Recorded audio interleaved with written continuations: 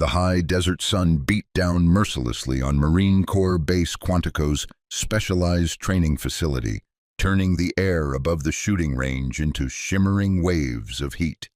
Dr. Elena Voss stepped out of the air-conditioned Humvee, squinting against the brightness as she adjusted the strap of her equipment case. At 31 years old, she stood 5'6" with a lean, athletic build that came from years of disciplined training rather than casual fitness. Her dark blonde hair was pulled back in a practical bun, and her hazel eyes held the kind of focused intelligence that came from analyzing complex problems under pressure. She was here as a ballistics researcher for the Department of Defense, tasked with evaluating new long-range precision rifle systems and studying how elite military snipers could optimize their performance at extreme distances. Her credentials were impeccable: a PhD in applied physics from MIT, 8 years with DARPA's Tactical Technology Division, and published research on ballistic coefficients that had influenced sniper training protocols across all branches of the military. What her official bio didn't mention was the 6 years she'd spent as a Marine Corps scout sniper before pursuing her doctorate, or the 2 combat deployments to Afghanistan where she'd racked up 73 confirmed kills, including several shots beyond 2,000 meters, or the classified operations she'd supported where her precision had saved countless American lives. Elena had left active duty 4 years ago, traded her rifle for research equipment, and never looked back. Her military service was in the past, a chapter she'd closed when she'd decided that she could save more lives through technological advancement than through a scope. Before we begin, make sure to subscribe to Military and Veteran Stories so you never miss these true tales of courage. And tell us in the comments, where are you watching from today? The facility before her was legendary in military circles. The Marine Corps Scout Sniper School at Quantico produced some of the deadliest marksmen in the world, and the instructors here were living legends. The current senior instructor, Gunnery Sergeant Marcus Hayes, had been a sniper for 18 years and held multiple records for long-distance precision shooting. His team of instructors included some of the most experienced combat snipers in the Corps, men who had operated in every major conflict of the past 2 decades. Elena's liaison for the week was Captain Brad Mitchell, a relatively young officer who had graduated from the school 3 years earlier and now served in an administrative capacity. He approached her with a professional smile, extending his hand. "Dr. Voss, welcome to Quantico. I trust the drive from D.C. wasn't too bad?" "Not at all, Captain," Elena replied, shaking his hand with a firm grip that made Mitchell raise his eyebrows slightly. "I appreciate you accommodating my research schedule. I know having a civilian observer can be disruptive to training operations." "Actually, Gunny Hayes is pretty interested in your work," Mitchell said as they walked toward the main observation building. "He read your paper on wind deflection calculations at extended ranges. Said it was the first time he'd seen someone from the academic world actually understand what happens to a bullet after 2,000 meters. Elena smiled slightly. She'd spent 3 months in Afghanistan studying exactly that, watching her shots and making microscopic adjustments until she could predict wind drift within inches, at distances most people couldn't even see. But that experience wasn't in her official research papers. The observation building overlooked a sprawling complex of ranges that extended into the distance. The closest ranges were for basic marksmanship, 100, 200, 300 meters, but Elena's interest lay in the extreme distance ranges that stretched across the valley, with targets positioned at 1,000, 1,500, 2,000, and even further. On the horizon, she could make out tiny white squares that marked targets at distances most people would need binoculars just to see. Inside the building, a group of instructors were gathered around a large table covered with range maps, weather data, and training schedules. The conversation stopped as Elena entered, and she felt the familiar weight of male attention in a predominantly masculine environment. She'd experienced it countless times during her military service, and she'd learned to navigate it with professional confidence that neither sought approval nor anticipated hostility. Gunnery Sergeant Hayes stood up from the table, and Elena immediately recognized him from his service photos. He was in his early 40s, with a weathered face that spoke of years spent in harsh environments and gray threading through his close-cropped hair. His eyes were the most striking feature, pale blue and intensely observant, the kind of eyes that noticed everything and forgot nothing. "Dr. Voss," Hayes said, extending his hand. "Marcus Hayes, welcome to our little corner of hell." "Thank you, Gunnery Sergeant," Elena replied, meeting his grip with equal firmness. "I've read about your service record. It's an honor to observe your training methods."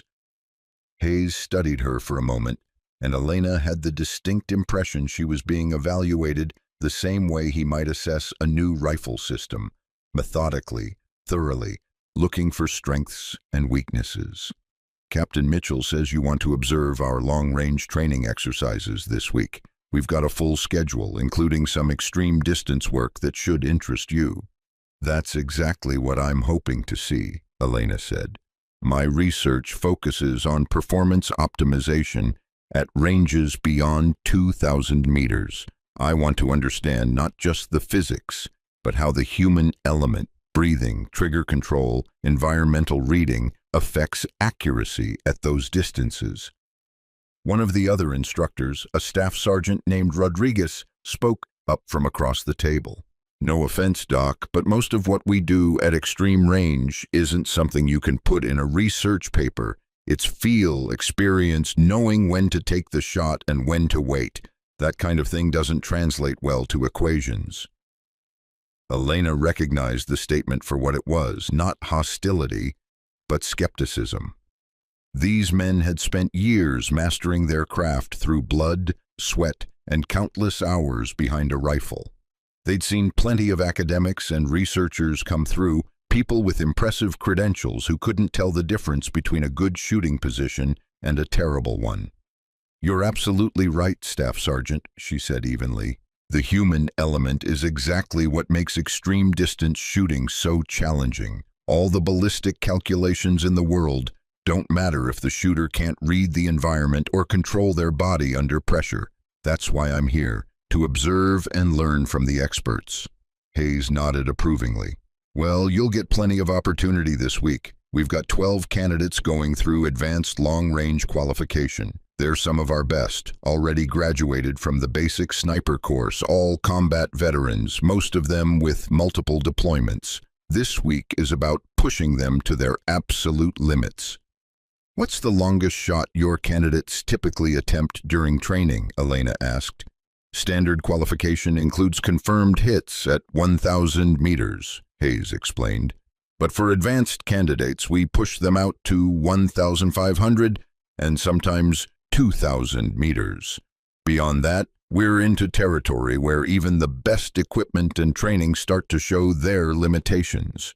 Rodriguez chuckled. "Hell, Gunny, remember that kid last year who thought he could hit the 2,500-meter target? Burned through 40 rounds and didn't come close." "Environmental factors become exponentially more significant at extreme range," Elena said, her analytical mind automatically processing the variables. "At 2,500 meters, you're dealing with multiple wind layers, Coriolis effect, spin drift, and bullet drop that can measure in stories rather than feet. A 5 mile wind at the shooter's position might be completely different 1,000 meters downrange." The instructors exchanged glances, and Elena saw a flicker of surprise on several faces. It was one thing to read about long-range shooting in academic journals. It was another to actually understand the practical complexities. "Exactly right," Hayes said, "which is why we rarely attempt anything beyond 2,000 meters in training. The variables become too difficult to control, and it's more about luck than skill at that point."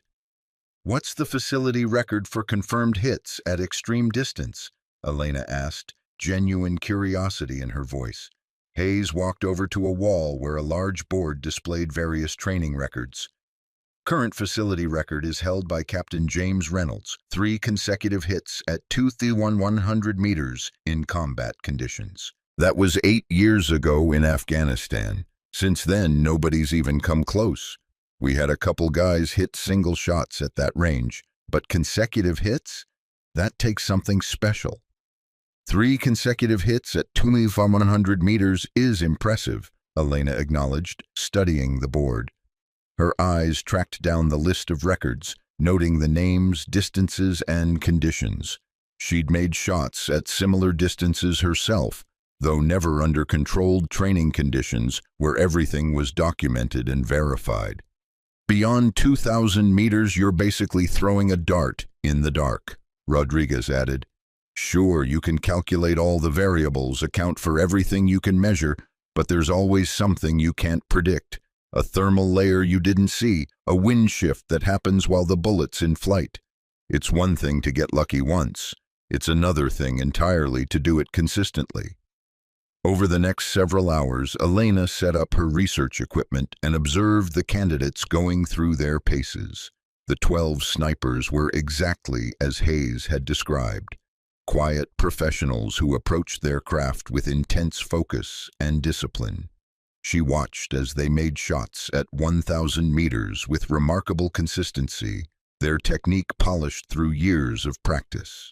Between exercises, Elena found herself studying the terrain and conditions with the automatic assessment of an experienced shooter. The wind was tricky today, light and variable at ground level, but she could see the mirage patterns in her spotting scope that indicated stronger winds at mid-range. Temperature was 94 degrees, with humidity around 30%. Decent shooting conditions, but the heat created rising thermals that would affect bullet trajectory at extreme distances. During a break in training, several of the instructors gathered near Elena's observation post. They were discussing the afternoon schedule, which apparently included an extreme distance demonstration for the candidates. We've got the 2,500-meter target set up, Hayes was saying. I figure we'll let each candidate take 3 shots, see if anyone can even get close. It's good for them to understand just how challenging extreme distance really is. What about the 3,000-meter targets? One of the younger instructors asked. Those have been sitting out there for months. Anyone ever even attempted them? Hayes shook his head. The 3,000-meter range is more theoretical than practical. The targets are there for equipment testing, not actual shooting. At that distance, bullet drop is over 1,000 feet. Time of flight is close to 6 seconds, and wind drift can measure in tens of feet. You're not shooting at a target. You're shooting at where you think the target might be by the time the bullet gets there. Sounds like a mathematical nightmare, Rodriguez said with a grin. It is, Hayes confirmed, which is why it's rarely attempted outside of controlled test conditions. Even with perfect equipment and ideal weather, the variables are just too complex. Elena listened quietly, her mind automatically running calculations. 3,000 meters, 9,840 feet. At that distance, a .338 Lapua Magnum round, the standard for extreme long-range work, would drop approximately 1,100 feet and take roughly 5.8 seconds to reach the target. Wind drift for a 10-mph crosswind would be around 30 feet. Coriolis effect at this latitude would add another 12 inches of drift. Spin drift would account for another 8 inches. Complex? Absolutely. Impossible?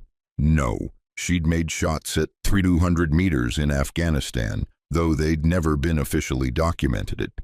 Working with a Delta Force unit that didn't put operations in after-action reports, she'd spent 3 weeks in an observation post where extreme distance was the only option. The targets hadn't been paper. They'd been enemy combatants who were threatening American positions, and the shots had been necessary. She'd made 7 attempts at distances beyond 3,000 meters and connected on 4 of them. But that was a different life, and those achievements were buried in classified files that would never see daylight. Hayes noticed Elena listening and walked over. Dr. Voss, you're welcome to observe the extreme distance demonstrations this afternoon, Should give you some good data for your research on environmental factors. I'd appreciate that, Gunnery Sergeant, Elena replied. What equipment will the candidates be using? We've got 3 different rifle systems set up. Macmillan TAC-50 and 50 BMG, Barrett M82A1 also in 50, and a custom Accuracy International in 338 Lapua Magnum, all equipped with high-end optics and environmental sensors. If we can't hit at extreme range with that equipment, it's not the gear's fault. Elena nodded. All 3 were excellent systems, though each had slightly different characteristics. The 50 BMG rounds had better wind resistance due to their mass, but the 338 Lapua had superior ballistic coefficients and less recoil. Have you ever fired a rifle, Dr. Voss? Rodriguez asked, and Elena heard the slight condescension in his tone. Not hostile, just the automatic assumption that a civilian researcher probably had minimal practical experience. I've done some shooting, Elena said carefully. Basic marksmanship, mostly for research purposes. Nothing at the level of what you gentlemen do. It's different when you've got real targets downrange, another instructor named Carter said. All the book learning in the world doesn't prepare you for what it feels like to squeeze a trigger, knowing someone's life depends on that shot. Elena met his gaze steadily. I'm sure that's true, Staff Sergeant. The psychological pressure must be immense. She'd felt that pressure 73 times, had learned to control her breathing and heart rate while knowing that a split-second mistake meant American soldiers would die. She'd operated in 120-degree heat and sub-zero cold, had gone 36 hours without sleep, and still made shots that saved lives. But these men didn't need to know that, and she wasn't here to compare credentials. The afternoon session began with the candidates attempting shots at 2,000 meters. Elena watched through her spotting scope as each sniper settled into position, made their environmental calculations, and squeezed off their rounds. The results were mixed. Several hits, more near misses, and a few complete misses that demonstrated just how unforgiving extreme distance shooting could be. Then Hayes set up the 10,500-meter challenge. The target was barely visible, even through high-powered optics, a white square against the brown desert hillside that looked impossibly small. He explained to the candidates that this was an exercise in understanding limitations rather than an expectation of success. At this distance, Hayes announced to the gathered snipers, you're dealing with variables that are almost impossible to fully account for. I want each of you to take 3 shots. Use any of the rifle systems available. Calculate your holds, read the environment, and do your best. Don't be discouraged if you miss. Very few people have ever successfully engaged targets at this range. Elena watched as candidate after candidate attempted the shots. The first sniper, a stocky sergeant named Williams, chose the Barrett M82A1 and took his time setting up. His first shot impacted low and left, visible through the spotting scopes as a puff of dust about 40 feet from the target. His second shot was closer, maybe 15 feet right, but still a miss. His third shot was another miss, slightly left. The pattern continued through 8 candidates. Some came closer than others, but none achieved a hit. The difficulty was evident. At 2,500 meters, even small errors in environmental reading or technique resulted in misses measured in feet rather than inches. When the 9th candidate finished his attempts, Rodriguez shook his head with a rueful grin. This is why we don't do extreme distance often. Makes the best snipers in the world look like they're shooting blindfolded. It's humbling, Hayes agreed, but important. These men need to understand their limitations so they don't attempt shots in combat that have no chance of success. Elena continued observing silently, but her analytical mind was fully engaged. She'd been studying the mirage patterns, noting how the wind shifted every few minutes, watching how the heat thermals affected the bullet trace. She'd seen enough shots to understand the current environmental conditions, and her experience told her that the candidates were miscalculating the mid-range wind by approximately 3 mph. They were also not fully accounting for the temperature gradient. The air was cooler at higher elevations, which would affect the bullet's trajectory in subtle ways. Most shooters learn to account for single-layer wind, but extreme distance required understanding that the bullet passed through multiple atmospheric layers, each with different conditions. As the last 3 candidates prepared for their attempts, Hayes walked over to where Elena was stationed with her research equipment. "What's your analysis, Dr. Voss?" he asked. "From a scientific perspective, what are these men doing wrong?" Elena considered her response carefully. She could give him the academic answer, talk about miscalculated ballistic coefficients and environmental reading errors, but something about Hayes's direct question and genuine curiosity made her give an honest assessment. "They're treating the shot path as a single environment," she said. "They're reading wind and temperature at the shooter's position and at the target, then averaging the conditions. But at 2,500 meters, the bullet passes through multiple distinct atmospheric layers. The wind at 500 meters might be completely different from the wind at 1,500 meters. Hayes raised his eyebrows. "That's actually exactly right. Most shooters don't fully grasp that until they've attempted enough extreme distance shots to see the pattern. You picked that up just from observation." "The mirage patterns show different wind speeds at different ranges," Elena explained, pointing toward her spotting scope. "You can see the heat shimmer moving faster about 1,000 meters out, then slower again at 1,800 meters. That indicates variable wind layers." Rodriguez had walked over during the conversation and was listening with interest.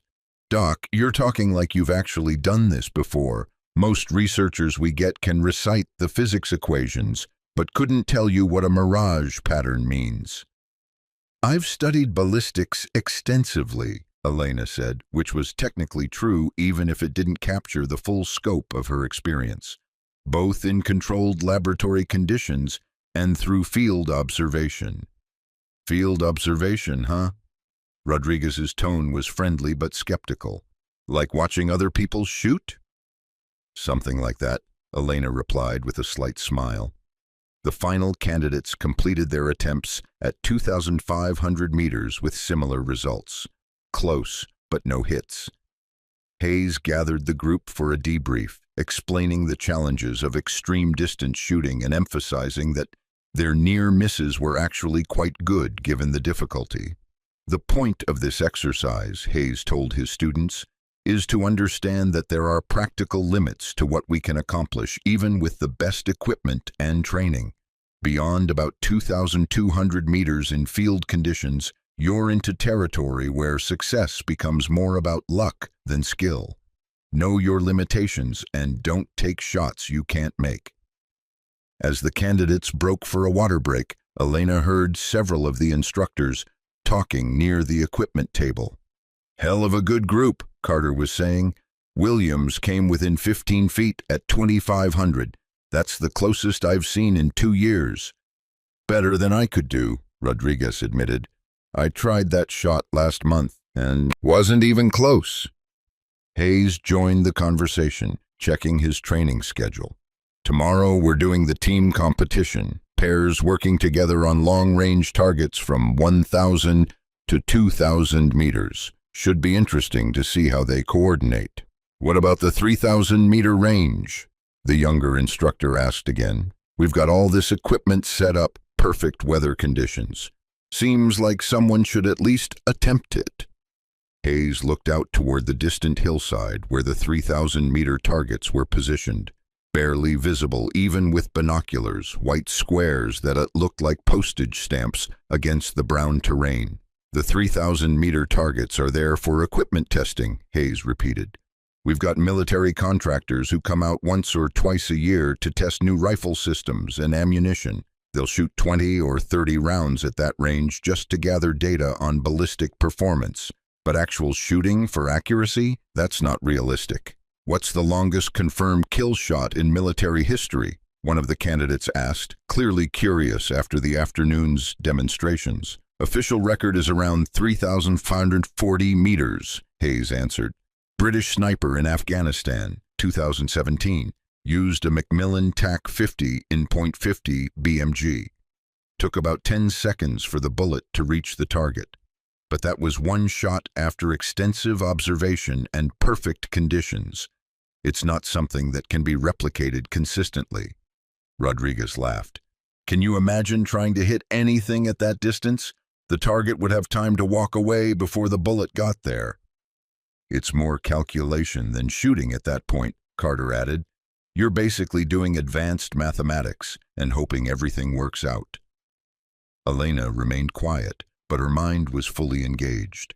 3,540 meters. She'd never attempted a shot at that distance. Her longest had been 3,200 meters, and even that had required perfect conditions and multiple observation sessions to understand the environment. But 3,000 meters?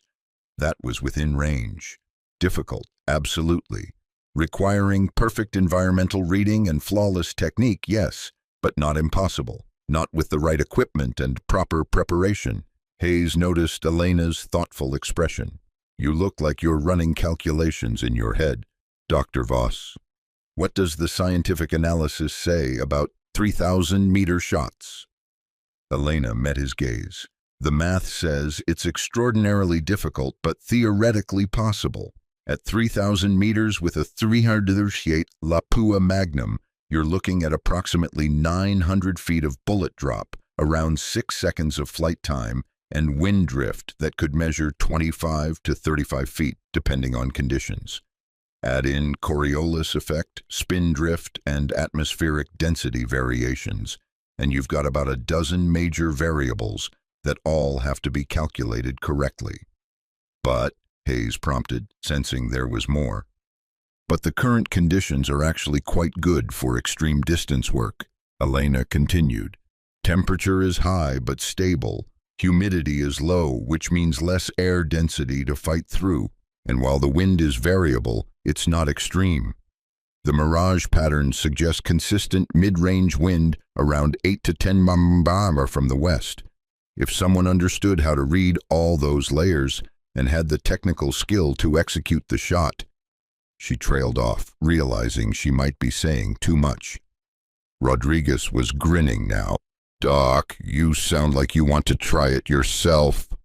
The comment was clearly meant as a joke. The idea of a civilian researcher attempting a shot that even experienced combat snipers found nearly impossible was amusing. Several of the other instructors chuckled and even Hayes smiled. But Elena felt something stirring in her chest, a familiar feeling she hadn't experienced in years.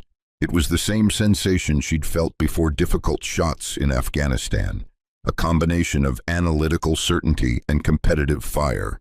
She'd spent 4 years in the academic world, 4 years of research and analysis and careful observation, 4 years of watching others shoot while she took notes, and suddenly she was tired of watching.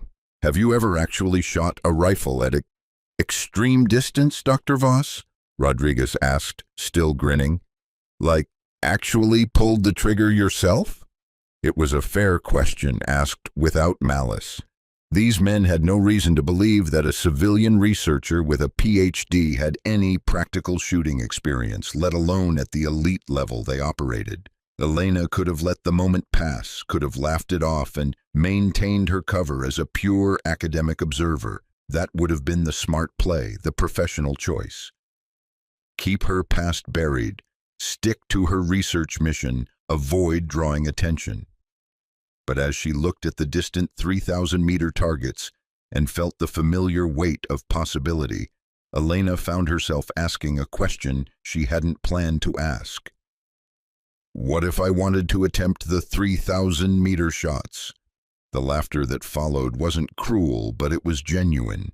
Rodriguez actually slapped his knee and Carter shook his head with an amused grin. Even Hayes smiled, though his expression was more thoughtful than mocking. Dr. Voss, Hayes said carefully, No disrespect intended, but we've got 12 combat-experienced snipers here who couldn't consistently hit at 2,500 meters. The 3,000-meter range is for equipment testing by experienced shooters who spend months preparing for those specific shots. It's not something you just attempt on a whim. I understand that, Gunnery Sergeant, Elena replied, keeping her voice steady, but I'd still like to try. Rodriguez's grin widened. Doc, have you ever even fired a rifle at distances beyond 500 meters? I've done some shooting, Elena repeated, using the same careful wording as before. Some shooting, Carter echoed, exchanging glances with the other instructors. Look, Dr. Voss, we appreciate your enthusiasm, but there's a huge difference between academic understanding and actual execution. These guys train for years to develop the skills needed for extreme distance work. It's not just about knowing the math. It's muscle memory, breathing control, trigger discipline, environmental reading that comes from hundreds of hours behind a rifle. I understand the challenges, Elena said quietly. Hayes studied her for a long moment, his pale blue eyes assessing. Dr. Voss, can I ask you something directly? What's your actual shooting experience? Because the way you talk about ballistics and environmental factors, it sounds like you've got more than just academic knowledge.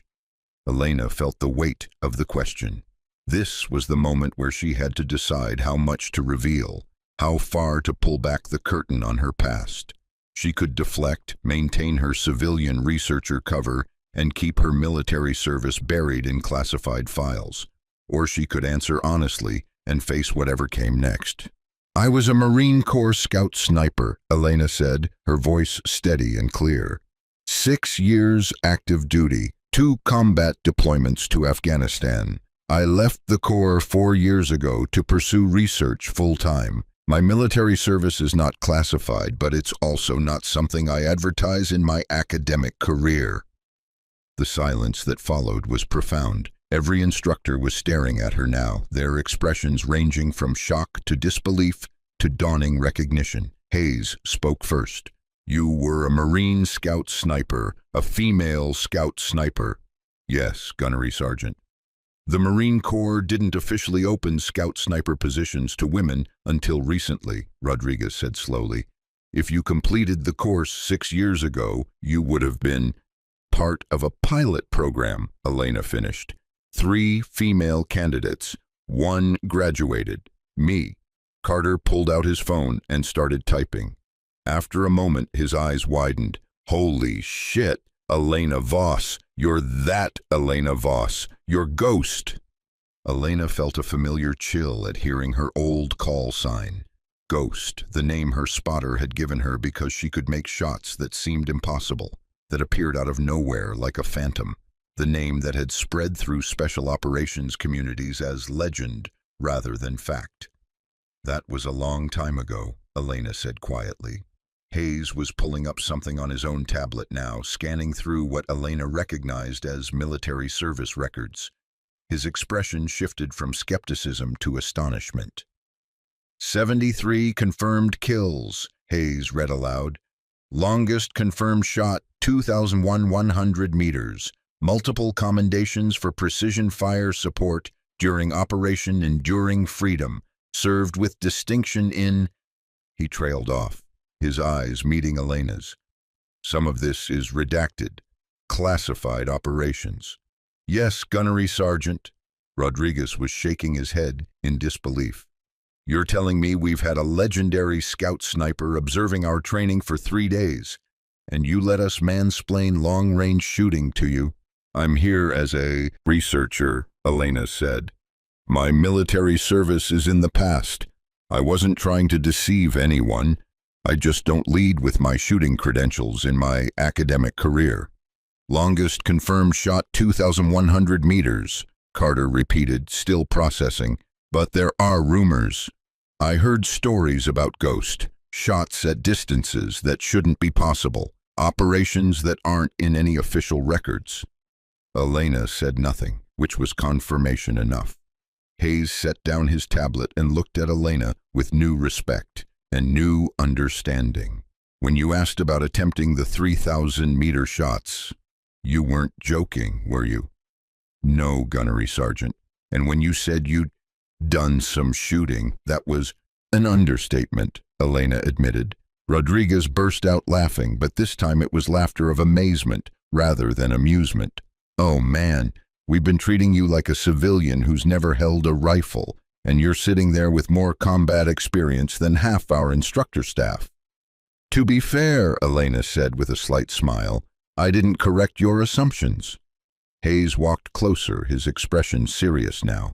Dr. Voss, Ghost, if you're seriously asking to attempt the 3,000-meter shots, then I need to know what's your actual longest shot, not what's in your official record. Elena hesitated, then decided the moment for half-truths had passed. 3,200 meters. Afghanistan, 2019. Supporting a Delta Force operation from an elevated position. The shot took 6.2 seconds to impact. Confirmed kill. The silence that followed was even more profound than before. 3,200 meters, Hayes repeated quietly. That would be one of the longest combat shots ever made. It's not in any official record, Elena said. The operation was classified, and the teams I worked with didn't document everything in after-action reports. Carter was staring at her like she'd just grown a second head. How many shots did you take at that distance? 7 attempts over 3 weeks, Elena answered. 4 confirmed hits. The other 3 were near misses that were still effective for the mission objectives. Rodriguez let out a low whistle. 4 out of 7 at 200 meters. That's not lucky. That's skill.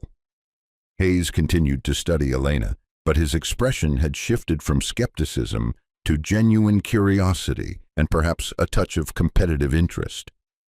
So, when you said you wanted to attempt the 3,000-meter shots, I meant it, Elena confirmed. I've spent 3 days observing, studying the conditions, understanding the environment. I know the rifles you have available, and I've been watching the mirage patterns and wind indicators. I believe I can make the shots. How many shots? Hayes asked. You said the 3,000-meter targets? Elena clarified. There are multiple targets out there, correct? 9 targets, Hayes confirmed. Set up in a grid pattern for equipment testing. They're steel plates, 18 inches square. Why? Elena felt the familiar calm settling over her, the same feeling she'd experienced before every difficult shot in her military career. Not nervousness, but focused certainty. I'd like to attempt all 9 if the offer still stands. Rodriguez shook his head in amazement. She wants to shoot 9 targets at 3,000 meters. Ghost doesn't mess around. Actually, Elena corrected quietly, the targets appear to be at varying distances based on the terrain elevation. I'd estimate they range from 2,800 meters to about 3,200 meters. So 9 shots at distances between 2,800 and 3,200 meters. Hayes pulled up a range diagram on his tablet and checked. You're exactly right. The grid is staggered across elevation changes. How did you know that? I've been studying the mirage patterns, Elena explained. The heat shimmer shows slightly different distances based on the background terrain. Carter laughed, but it was the laughter of respect now. Of course you have. You've been sitting here for 3 days doing advanced reconnaissance like you're planning a combat operation. Old habits, Elena said with a slight shrug. Hayes made a decision. All right, Ghost. You want to attempt 9 targets between 2,800 and 3,200 meters. Let's make it official. Tomorrow morning, 0600 hours, when the air is coolest and most stable, we'll set you up with your choice of rifle systems and all the support you need. The candidates and instructor staff will observe. If you're going to attempt something this extraordinary, we're going to document it properly. Thank you, Gunnery Sergeant, Elena said. But I need you to understand something, Hayes continued, his tone serious. Even with your experience and credentials, what you're proposing is extraordinarily difficult. 9 consecutive shots at extreme distance, each requiring perfect environmental reading and flawless execution. I've seen the best snipers in the world attempt similar challenges and fail. No shame in that. It just demonstrates how difficult this really is. I understand, Gunnery Sergeant. And if you miss, when you miss some of these shots, it doesn't diminish your record or your capabilities. It just shows that even legendary snipers have limits. Elena nodded, appreciating his professional perspective. I appreciate that, Gunnery Sergeant, but I should mention one thing. What's that? I don't plan to miss. The quiet confidence in her voice wasn't arrogance. It was the statement of someone who had spent 3 days studying, calculating, and preparing, someone who had made impossible shots in combat and knew exactly what was required. Rodriguez grinned widely. Oh, this is going to be good. Guys, tomorrow morning we're going to witness either the most impressive shooting demonstration in the history of this facility or a humbling reminder that even legends can't always deliver. Either way, it's going to be memorable. Spread the word, Hayes instructed his staff. 0600 hours tomorrow, extreme distance range. Ghost is going to attempt 9 targets at 3,000 meters. Anyone who wants to observe is welcome, and someone call up to the commanding officer. If this happens the way I think it might, we'll want official documentation. As the instructors dispersed to spread the news, Elena remained at her observation post, studying the distant targets through her spotting scope. The sun was setting now, casting long shadows across the valley and creating the kind of dramatic lighting that made distance estimation even more challenging. But Elena wasn't worried about the lighting. She'd made shots in every conceivable condition: dawn, dusk, midnight with night vision, blinding sun, driving rain. She'd shot from elevated positions and prone positions, from stable platforms and precarious perches, with high-end military equipment and improvised weapons systems. The challenge tomorrow wouldn't be about conditions or equipment.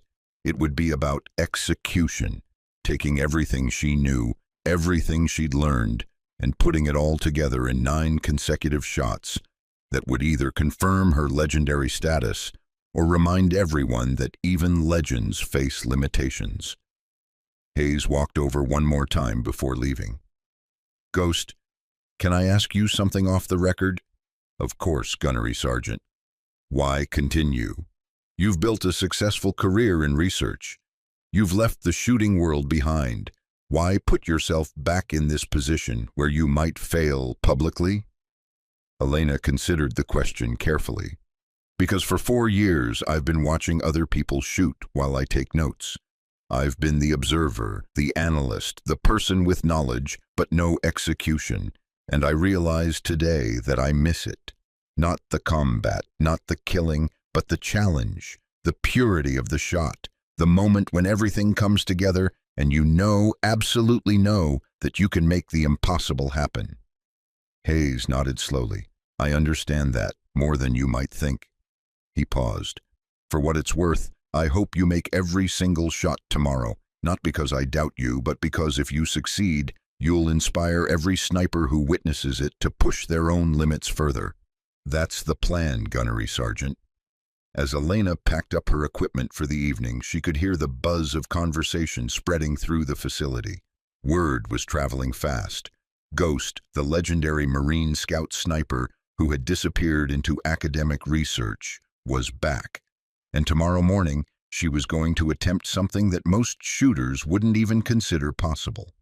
Elena knew that she'd essentially painted a target on herself. 9 shots at extreme distance, with every instructor and candidate watching. If she missed even 1 or 2, it would be seen as failure, regardless of how difficult the shots were.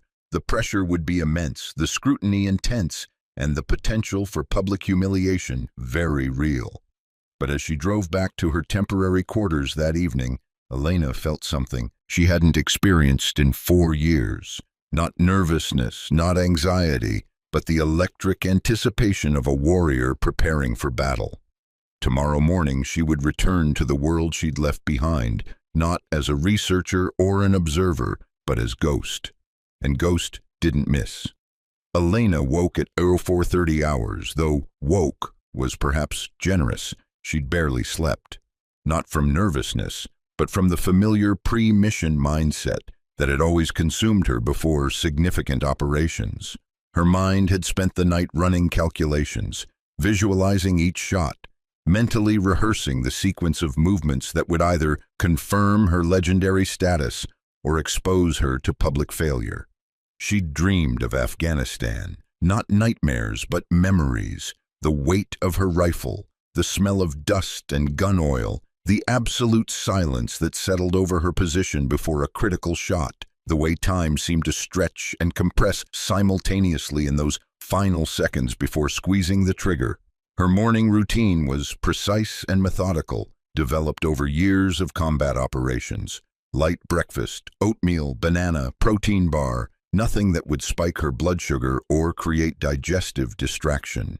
Hydration carefully managed, enough to prevent dehydration, not so much that she'd need a bathroom break during the shooting sequence.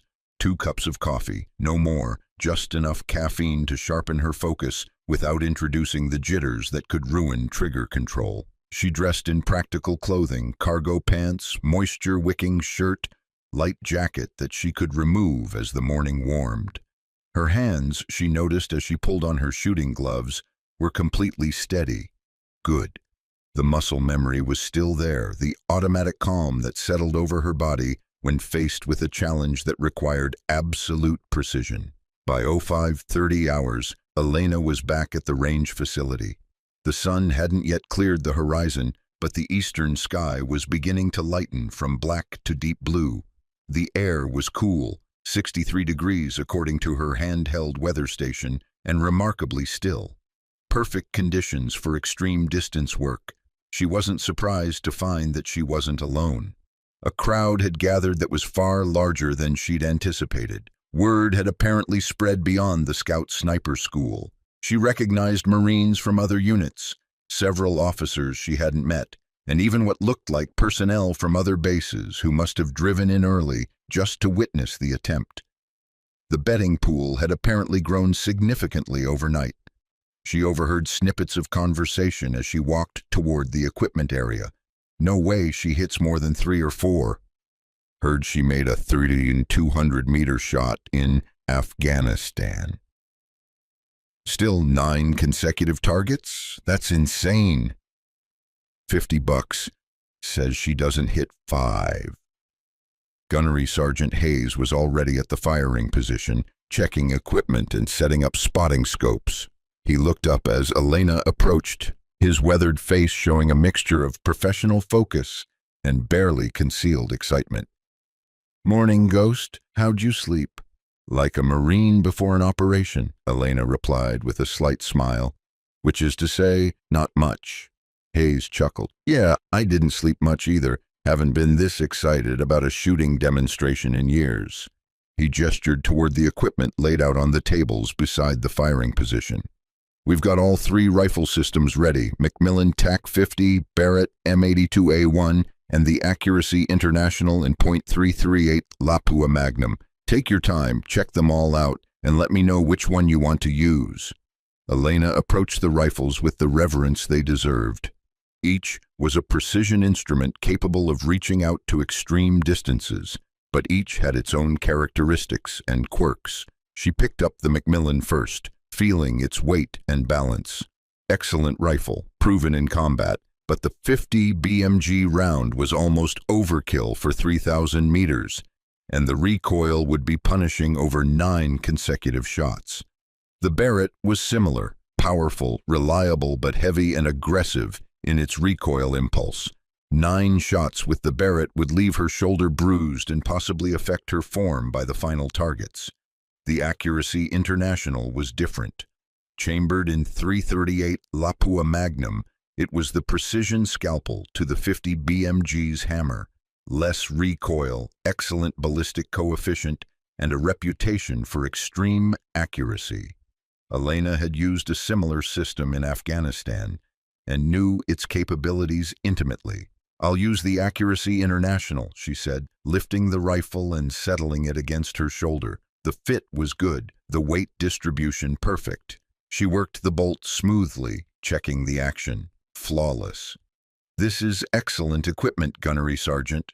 "Should be. It's about $15,000 worth of rifle and optics," Hayes replied. "The scope is a Schmidt & Bender 545-556 with custom turrets calibrated for .338 Lapua out to 3,500 meters.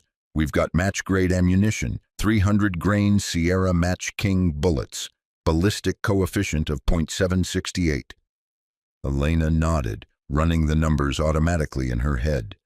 With that BC and muzzle velocity around 2,750 feet per second, she'd be looking at approximately 900 feet of drop at 3,000 meters, flight time around 5.8 seconds, and significant wind drift depending on conditions. "Weather station is set up at the firing position," Hayes continued, "and we've got 3 spotters positioned at 1,000-meter intervals to call wind conditions, radio communication, so you'll get real-time environmental data." "That's more support than I usually had in Afghanistan," Elena said with appreciation. "Yeah, well, in Afghanistan you were probably working alone or with one spotter," Hayes replied. "Today you've got the full resources of this facility. If you're going to attempt something this extraordinary, we're going to give you every advantage possible." Rodriguez approached carrying a tablet showing the range diagram.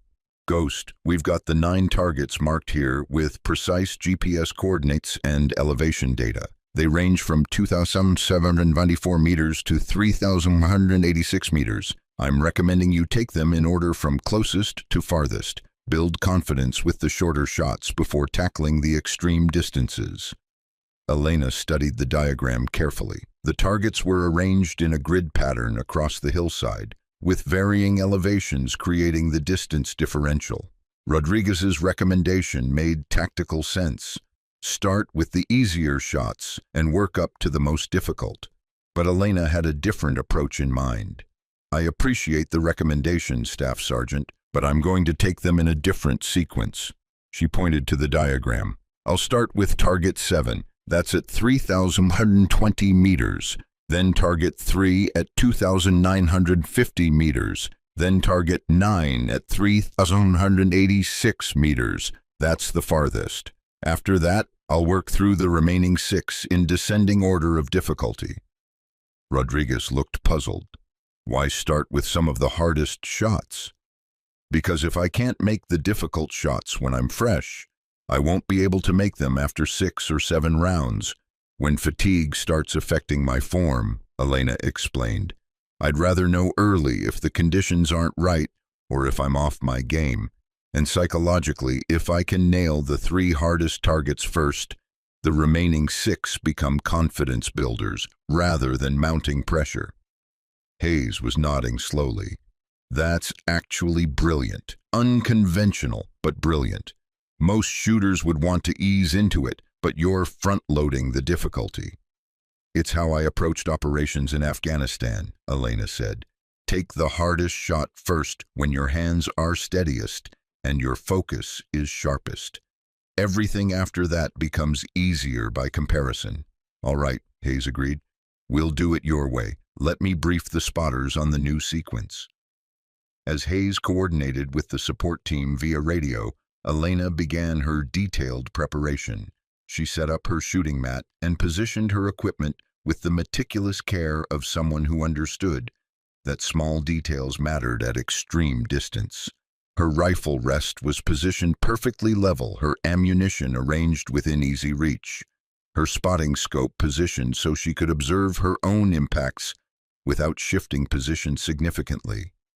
The crowd had grown larger now. She estimated over 200 people gathered at various observation points. The candidates she'd watched training were all present, along with the full instructor staff. Several senior officers had arrived, including a colonel she didn't recognize who was apparently the commanding officer of the entire training facility. Captain Mitchell approached with a clipboard.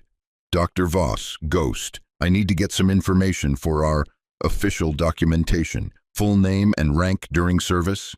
"Captain Elena Maria Voss, United States Marine Corps, retired," Elena replied. Service number 2479568. And we're documenting this as 9 attempted shots at targets ranging from 2,794 to 3,186 meters, using Accuracy International 338 Lapua Magnum with match-grade ammunition under observed conditions with multiple spotters and official timing. Correct. For the record, what's your prediction for success rate? Elena met his eyes steadily. 9 out of 9. Mitchell's eyebrows rose. That's ambitious. That's the standard, Elena replied quietly. If you're hooked on this story, make sure to subscribe and turn on notifications so you never miss an upload. Your support means everything and helps me bring you more inspiring military stories like this one. By 555 hours, everything was ready. The sun had cleared the horizon now, painting the desert landscape in shades of orange and gold. The air temperature had risen to 67 degrees, still cool enough to minimize heat mirage, but warming quickly. Wind at the shooter's position was calm, barely 2 mph from the west, but Elena knew that conditions at the firing position meant almost nothing at extreme distance. Hayes's voice crackled over the radio net. Spotter 1, conditions at 1,000 meters. Wind 8 mph west-southwest, temperature 71 degrees, humidity 28%. Spotter 2, conditions at 2,000 meters. Wind 6 mph west, temperature 74 degrees, humidity 25%. Spotter 3, conditions at 3,000 meters. Wind 9 mph west-northwest, temperature 76 degrees, humidity 23%. Elena listened carefully, building a mental model of the environmental conditions across the entire shot path. The wind was variable but not extreme, stronger at mid-range, slightly lighter at extreme distance. The temperature gradient showed warming air as elevation decreased, which would affect her trajectory calculations. Humidity was low across the board, meaning less air density to fight through. Good conditions. Not perfect. Perfect would be dead calm air at a constant temperature, but very good for extreme distance work. Hayes approached her firing position one final time. Ghost, we're ready when you are. The spotters are in position, observers are briefed, and we've got everything documented. Any questions before you begin? Just one, Gunnery Sergeant, Elena said. What's the facility record for consecutive hits at extreme distance? Hayes smiled slightly. There isn't one. Nobody's ever attempted this many consecutive shots at this range, under official observation. You're writing the record book today, whatever happens. Elena nodded and settled into her firing position behind the Accuracy International. The rifle felt perfect in her hands. Familiar weight, comfortable stock, smooth trigger pull. She adjusted her position minutely, ensuring that her body was aligned properly and her breathing was unrestricted. The crowd had fallen silent now, 200 people collectively holding their breath as they waited for the impossible attempt to begin. Elena's world narrowed to the rifle, the target, and the environment. Everything else, the crowd, the pressure, the expectations, faded into background noise. This was the mental state she'd cultivated over thousands of hours of training, the ability to exist entirely in the present moment with absolute focus. She chambered the first round smoothly, feeling the bolt lock into place with mechanical precision. Through her scope, she could see target 7, an 18-inch steel plate at 3,120 meters, appearing impossibly small even at 45x magnification. At this distance, the target looked like a postage stamp, a tiny white square against the brown hillside. Time for calculations. Range, 3,120 meters, 9,842 feet. Bullet drop, approximately 980 feet. Flight time, 6.1 seconds. Wind, averaged across distance, 7.5 mph per west-southwest. Wind drift, approximately 28 feet. Coriolis effect at this latitude, 14 inches right. Spin drift, 9 inches right. Temperature gradient adjustment 3. MOA, additional drop, humidity factor, minimal effect.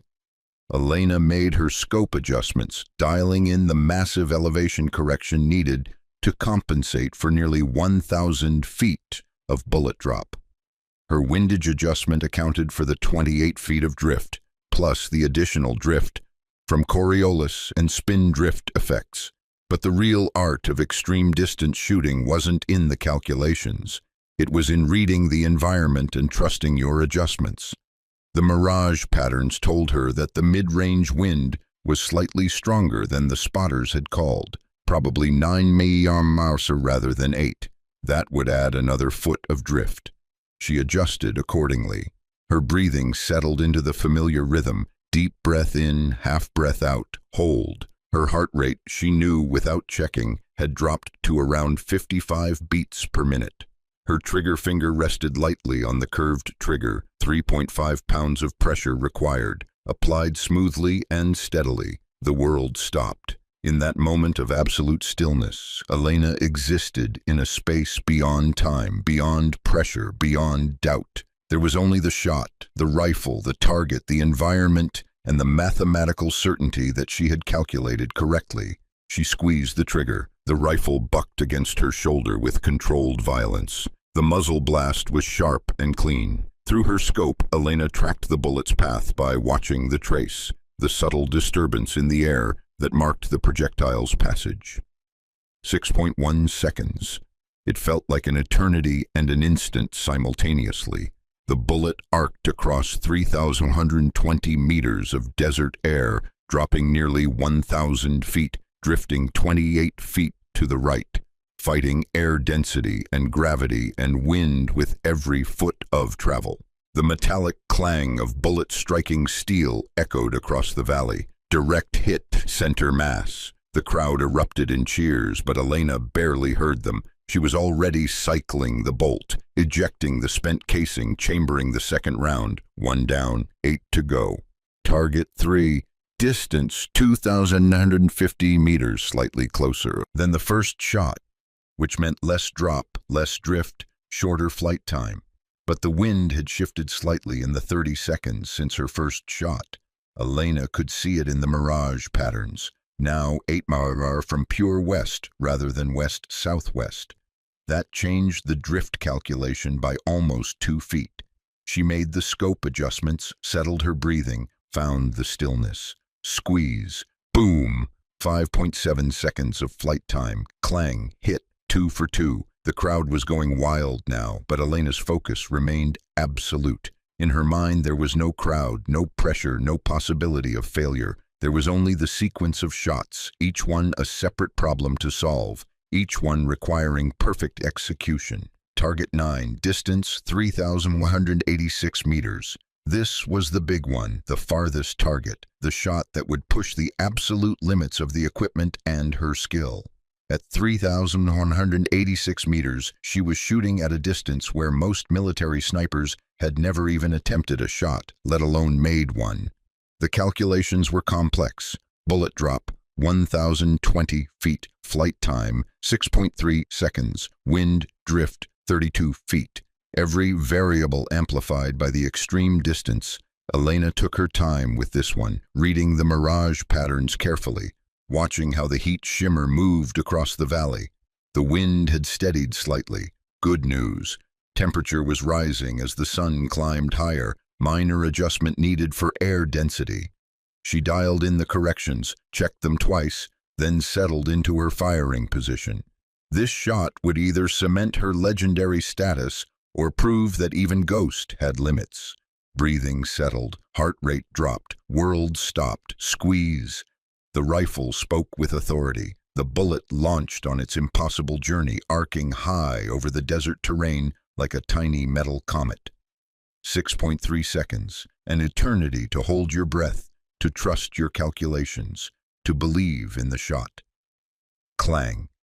The distant ring of steel was the sweetest sound Elena had ever heard. 3 for 3. All 3 of the hardest shots completed perfectly. Hayes's voice was filled with awe over the radio net. Confirmed hits on targets 7, 3, and 9. distances of 3,120, 2,950, and 3,186 meters. Ghost is 3 for 3 on the hardest targets. This is unprecedented. Elena allowed herself a small smile as she chambered the fourth round. The hard part was done. She'd proven she could make the extreme distance shots when fresh and focused. Now came the easy part. 6 more targets ranging from 2,794 to 3,050 meters. Easy, of course, being relative.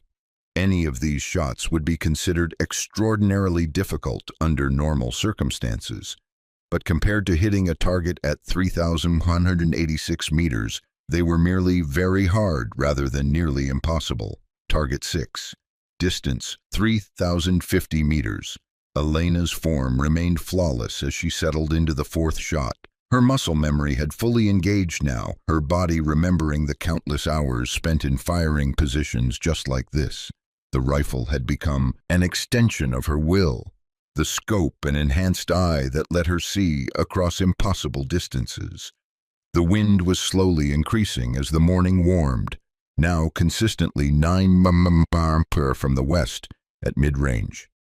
Elena adjusted for the stronger wind, calculated the drift at 3,050 meters, approximately 30 feet, and made her corrections. Breathing, stillness, squeeze, boom, 6.0 seconds, clang, 4 for 4. In the observation area, the crowd had gone from cheering after each hit to watching in stunned silence. What they were witnessing went beyond impressive. It was entering the realm of historic. No one in military history had documented consecutive hits like this at extreme distance under official observation. Rodriguez was staring through a spotting scope, watching each impact with the wide-eyed expression of someone witnessing something that shouldn't be possible. "Every single shot is center mass," he muttered to Carter. "She's not just hitting the plates, she's hitting them dead center at 3,000 meters. This is insane." Carter could only nod, unable to form words.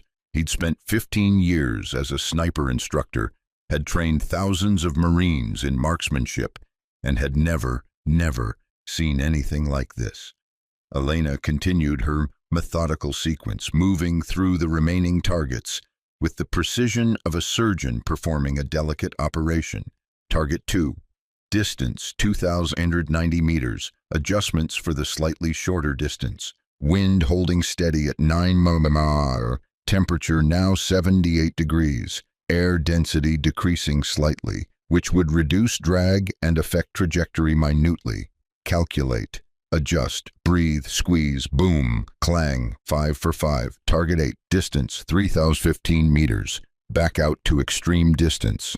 The wind was gusting slightly now. Elena could see it in the mirage patterns. Periodic increases to 11 mph for 5 to 10 seconds before settling back to 9 mph. She waited, watching the patterns, looking for the moment when the wind steadied. There, steady at 9 mph. Window of opportunity. Breathe, squeeze, boom, clang, 6 for 6. The crowd was no longer even cheering. They were watching with the kind of reverent silence usually reserved for religious ceremonies. What Elena was accomplishing transcended sport or competition. This was art, science, and warrior skill combined into something approaching perfection. Hayes's hands were shaking slightly as he held his binoculars, watching each impact through the magnified lenses. He'd seen the best snipers in the world operate. He'd trained Marines who went on to become legends in the special operations community. He'd made impossible shots himself during combat operations. But this was something else entirely. Target 1, distance 2,794 meters. The shortest of the 9 targets, though 2,794 meters was still nearly 1.7 miles, a distance most people would drive rather than walk. At this range, the bullet would still drop over 800 feet and drift more than 20 feet in the prevailing wind. Elena chambered the 7th round. Her shoulder was beginning to feel the accumulated recoil of 6 previous shots. Not painful, but a growing awareness of impact. The .338 Lapua Magnum wasn't gentle, and even spread across multiple shots, the recoil was noticeable. But her form remained perfect. Years of training had taught her body to absorb recoil without flinching, to maintain absolute consistency regardless of fatigue or discomfort. Calculate, adjust, breathe, squeeze, boom, clang, 7 for 7. Rodriguez turned to Carter with an expression of disbelief. She's going to do it. She's actually going to make all 9 shots. Don't jinx it, Carter hissed. There are still 2 left. But even as he said it, Carter knew that Elena wasn't going to miss. There was something about her form, her focus, her absolute certainty that transcended normal shooting. This wasn't luck or chance. This was mastery. Target 4, distance 2,925 meters. Only 2 targets remaining. The pressure should have been mounting, 8 consecutive hits at extreme distance, with the entire facility watching and documenting. Most shooters would feel the weight of expectation, the fear of failure when success was so close. Elena felt none of it. In her mind, each shot existed independently. The previous 7 hits were irrelevant to the eighth shot. The 9th shot didn't exist yet. There was only target 4 at 2,925 meters in wind conditions of 9 miles west, with specific environmental factors that required specific adjustments. She made her calculations with the same meticulous care as the first shot. Every variable checked, every adjustment confirmed. The rifle settled against her shoulder with familiar comfort. Breathe, squeeze, boom, clang, 8 for 8. Now the crowd couldn't help themselves. A roar of cheers erupted from the observation area. Marines who maintained strict discipline in every other context were shouting and pumping their fists. The candidates Elena had watched training earlier in the week were staring at her with expressions that mixed awe, respect, and disbelief. 1 target remained. Target 5.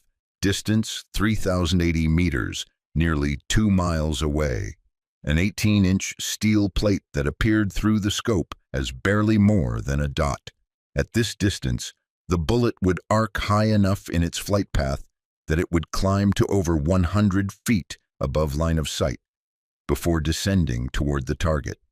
Flight time would be 6.1 seconds, enough time for significant environmental changes to affect the trajectory. Elena chambered her 9th and final round. The brass cartridge slid smoothly into the chamber, the bolt locked with mechanical precision, and she settled behind the rifle one final time.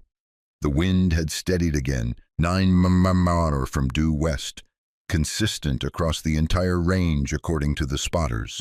Temperature was now 80 degrees with humidity holding at 23%. Excellent conditions for the final shot. But Elena knew that conditions alone didn't make the shot. Perfect environmental calculations didn't guarantee a hit. In the end, extreme distance shooting came down to execution, breath control, trigger discipline, follow-through, the human element that couldn't be reduced to mathematics. She looked through her scope at target 5, that tiny steel square 3,080 meters distant. Behind that target was hillside. Beyond that hillside was sky, and beyond that sky was everything she'd left behind 4 years ago when she'd walked away from combat operations and chosen the path of research and academia. For 4 years, she'd convinced herself that chapter was closed, that Ghost no longer existed, that she was Dr. Elena Voss, now a scientist and researcher who studied ballistics rather than practiced it. But settling behind this rifle, preparing for this final shot, Elena understood that she'd been lying to herself. Ghost had never gone away. She'd just been sleeping, waiting for the moment when she was needed again. One more shot, one more impossible act of precision and will. Elena's breathing settled into the familiar rhythm. Her heart rate dropped to its lowest point of the morning. Her finger rested on the trigger with 3.5 pounds of pressure waiting to be applied. The world stopped. There was no crowd, no pressure, no history being made. There was only the shot, rifle, target, environment, and the absolute certainty that comes from perfect preparation meeting perfect execution. She squeezed the trigger. The rifle bucked one final time. The muzzle blast echoed across the desert. The bullet began its journey across 3,080 meters of increasingly warm air, fighting wind and gravity and air density with every foot of travel. Through her scope, Elena watched the trace, that subtle disturbance in the air that marked the projectile's path. The bullet arced high, reached its apex, began its descent toward the distant hillside. 6 seconds felt like 6 hours. The entire crowd was holding its collective breath, 200 people frozen in the moment between attempt and outcome. Even the most skeptical observers, those who had laughed yesterday at the idea of a civilian researcher attempting extreme distance shots, were now silently willing the bullet to find its target. The metallic clang rang across the valley like a church bell announcing victory. Direct hit, center mass, 9 for 9. For a moment, absolute silence. Then the desert erupted. The roar from the observation area was unlike anything Elena had heard in her military career. Marines were jumping, shouting, embracing each other like they'd just won a championship game. The candidates were staring at the distant targets with expressions of pure disbelief. The instructors who had decades of experience were shaking their heads in amazement, grinning like children witnessing magic for the first time. Hayes's voice over the radio net was filled with emotion. Confirmed hit on target 5. That's 9 for 9. 9 consecutive hits at distances ranging from 2,794 to 3,186 meters. Ladies and gentlemen, we have just witnessed the most extraordinary display of long-range marksmanship in the history of this facility, possibly in the history of modern military sniping. Elena carefully engaged the safety on her rifle, set it down gently, and allowed herself to simply sit for a moment. The adrenaline that had sustained her through 9 consecutive shots was ebbing now, replaced by a wave of exhaustion that went beyond physical fatigue.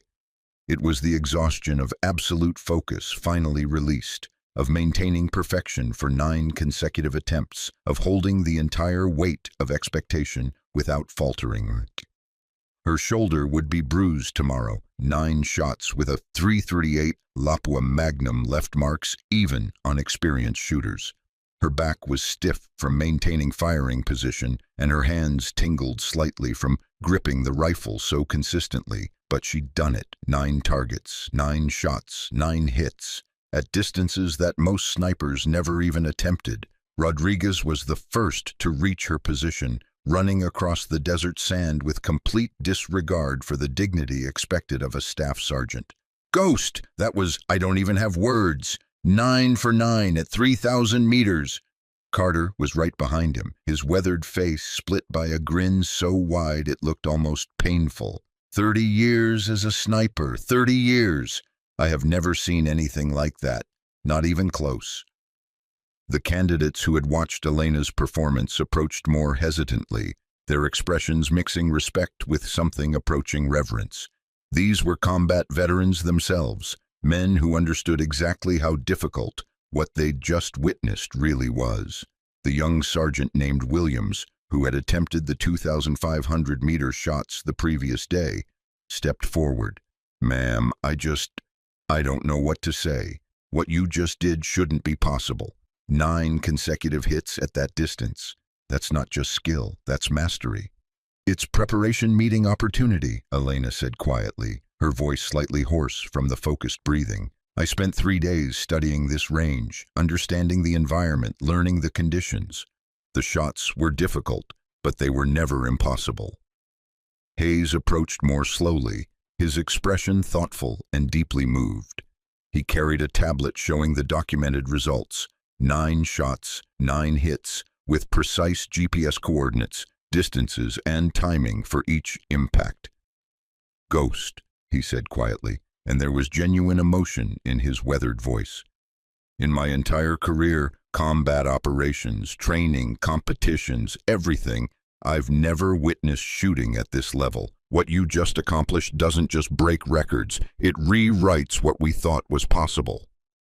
Elena stood slowly, her legs slightly shaky from the sustained tension. Gunnery Sergeant, I need to be clear about something. This wasn't about breaking records or proving anything. This was about showing that limitations are often self-imposed. That impossible is usually just difficult in disguise. I understand that, Hayes said, but you need to understand what this means. There are going to be analysts and trainers who study today's performance for years. Every calculation you made, every adjustment, every decision, it's all documented. You've just created a masterclass in extreme distance shooting. The Colonel Elena had noticed earlier was walking toward the firing position now, his stride purposeful and his expression hard to read. As the commanding officer of the facility, his opinion would carry significant weight. He stopped in front of Elena and studied her for a long moment. Then, slowly and deliberately, he extended his hand. Dr. Voss, Captain Voss, I've been running military training facilities for 20 years. I've seen exceptional performances before. Records broken, impossible feats accomplished. But what you did this morning transcends exceptional. You didn't just hit 9 targets at extreme distance. You made it look methodical, repeatable. You turned the impossible into a process that can be studied and learned from. Thank you, sir, Elena said, shaking his hand. The Marine Corps owes you a debt, the colonel continued. Not just for your combat service, though that alone is remarkable, but for reminding all of us that we should never underestimate what's possible when skill meets determination. As the congratulations continued and the crowd slowly dispersed, Elena found herself surrounded by candidates and instructors asking technical questions. How did she calculate the wind layers? What adjustments did she make for temperature gradients? How did she maintain such consistent form across 9 consecutive shots? She answered each question patiently, explaining her methodology with the analytical precision of the researcher she'd become. But beneath the technical explanations, Elena was processing something deeper. For 4 years, she'd believed she'd left this world behind. She'd convinced herself that Ghost was a chapter in her past, an identity she'd outgrown. She'd built a new life around research and analysis, around studying human performance rather than demonstrating it. But standing here in the warm desert morning, surrounded by warriors who recognized her for what she truly was, Elena realized that she'd never really left.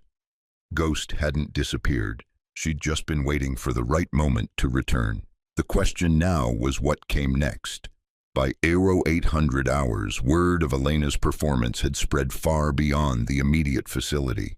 The videos captured by multiple observers were already circulating through military networks, shared from base to base with comments like, "You have to see this to believe it," and "Ghost is back." The betting pool that had formed yesterday had been decisively settled.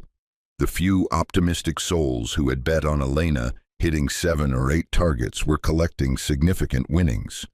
The one Marine who had confidently bet on 9 for 9, a grizzled master sergeant who claimed he'd served with Ghost in Afghanistan and knew better than to doubt her, was collecting enough to fund his retirement party.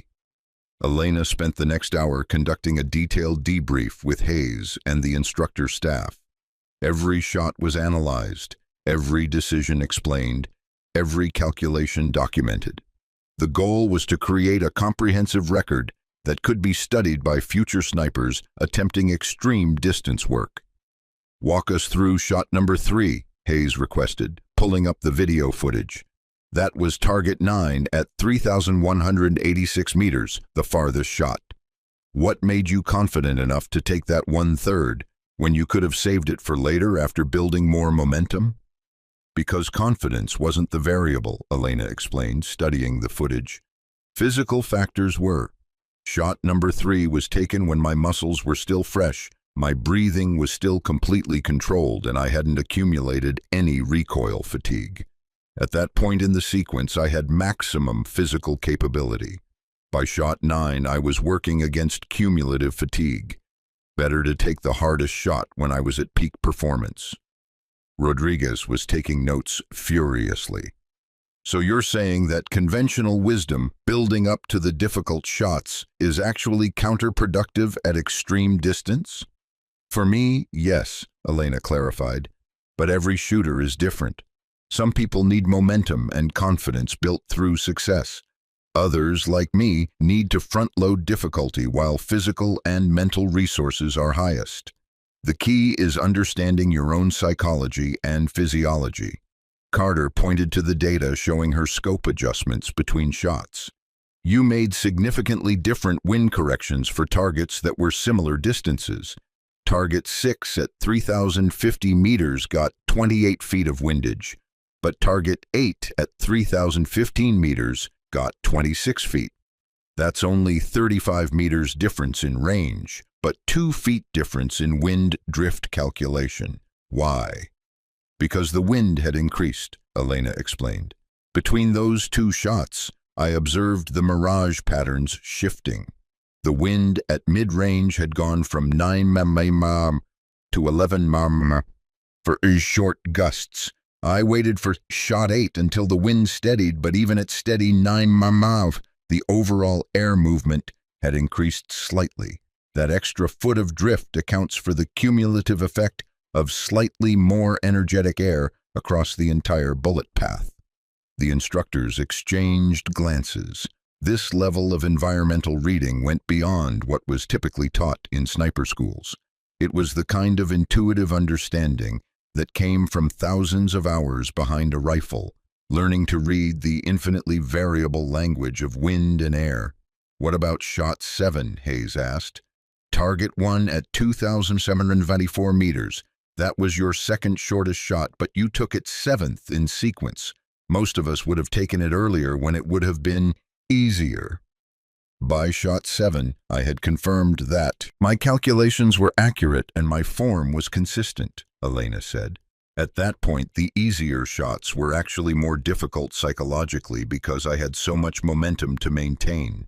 Taking target 1/7 meant I could approach it with the same intensity as the harder shots, rather than treating it as a gimme and potentially getting sloppy. The debrief continued for another 30 minutes, covering every aspect of her performance.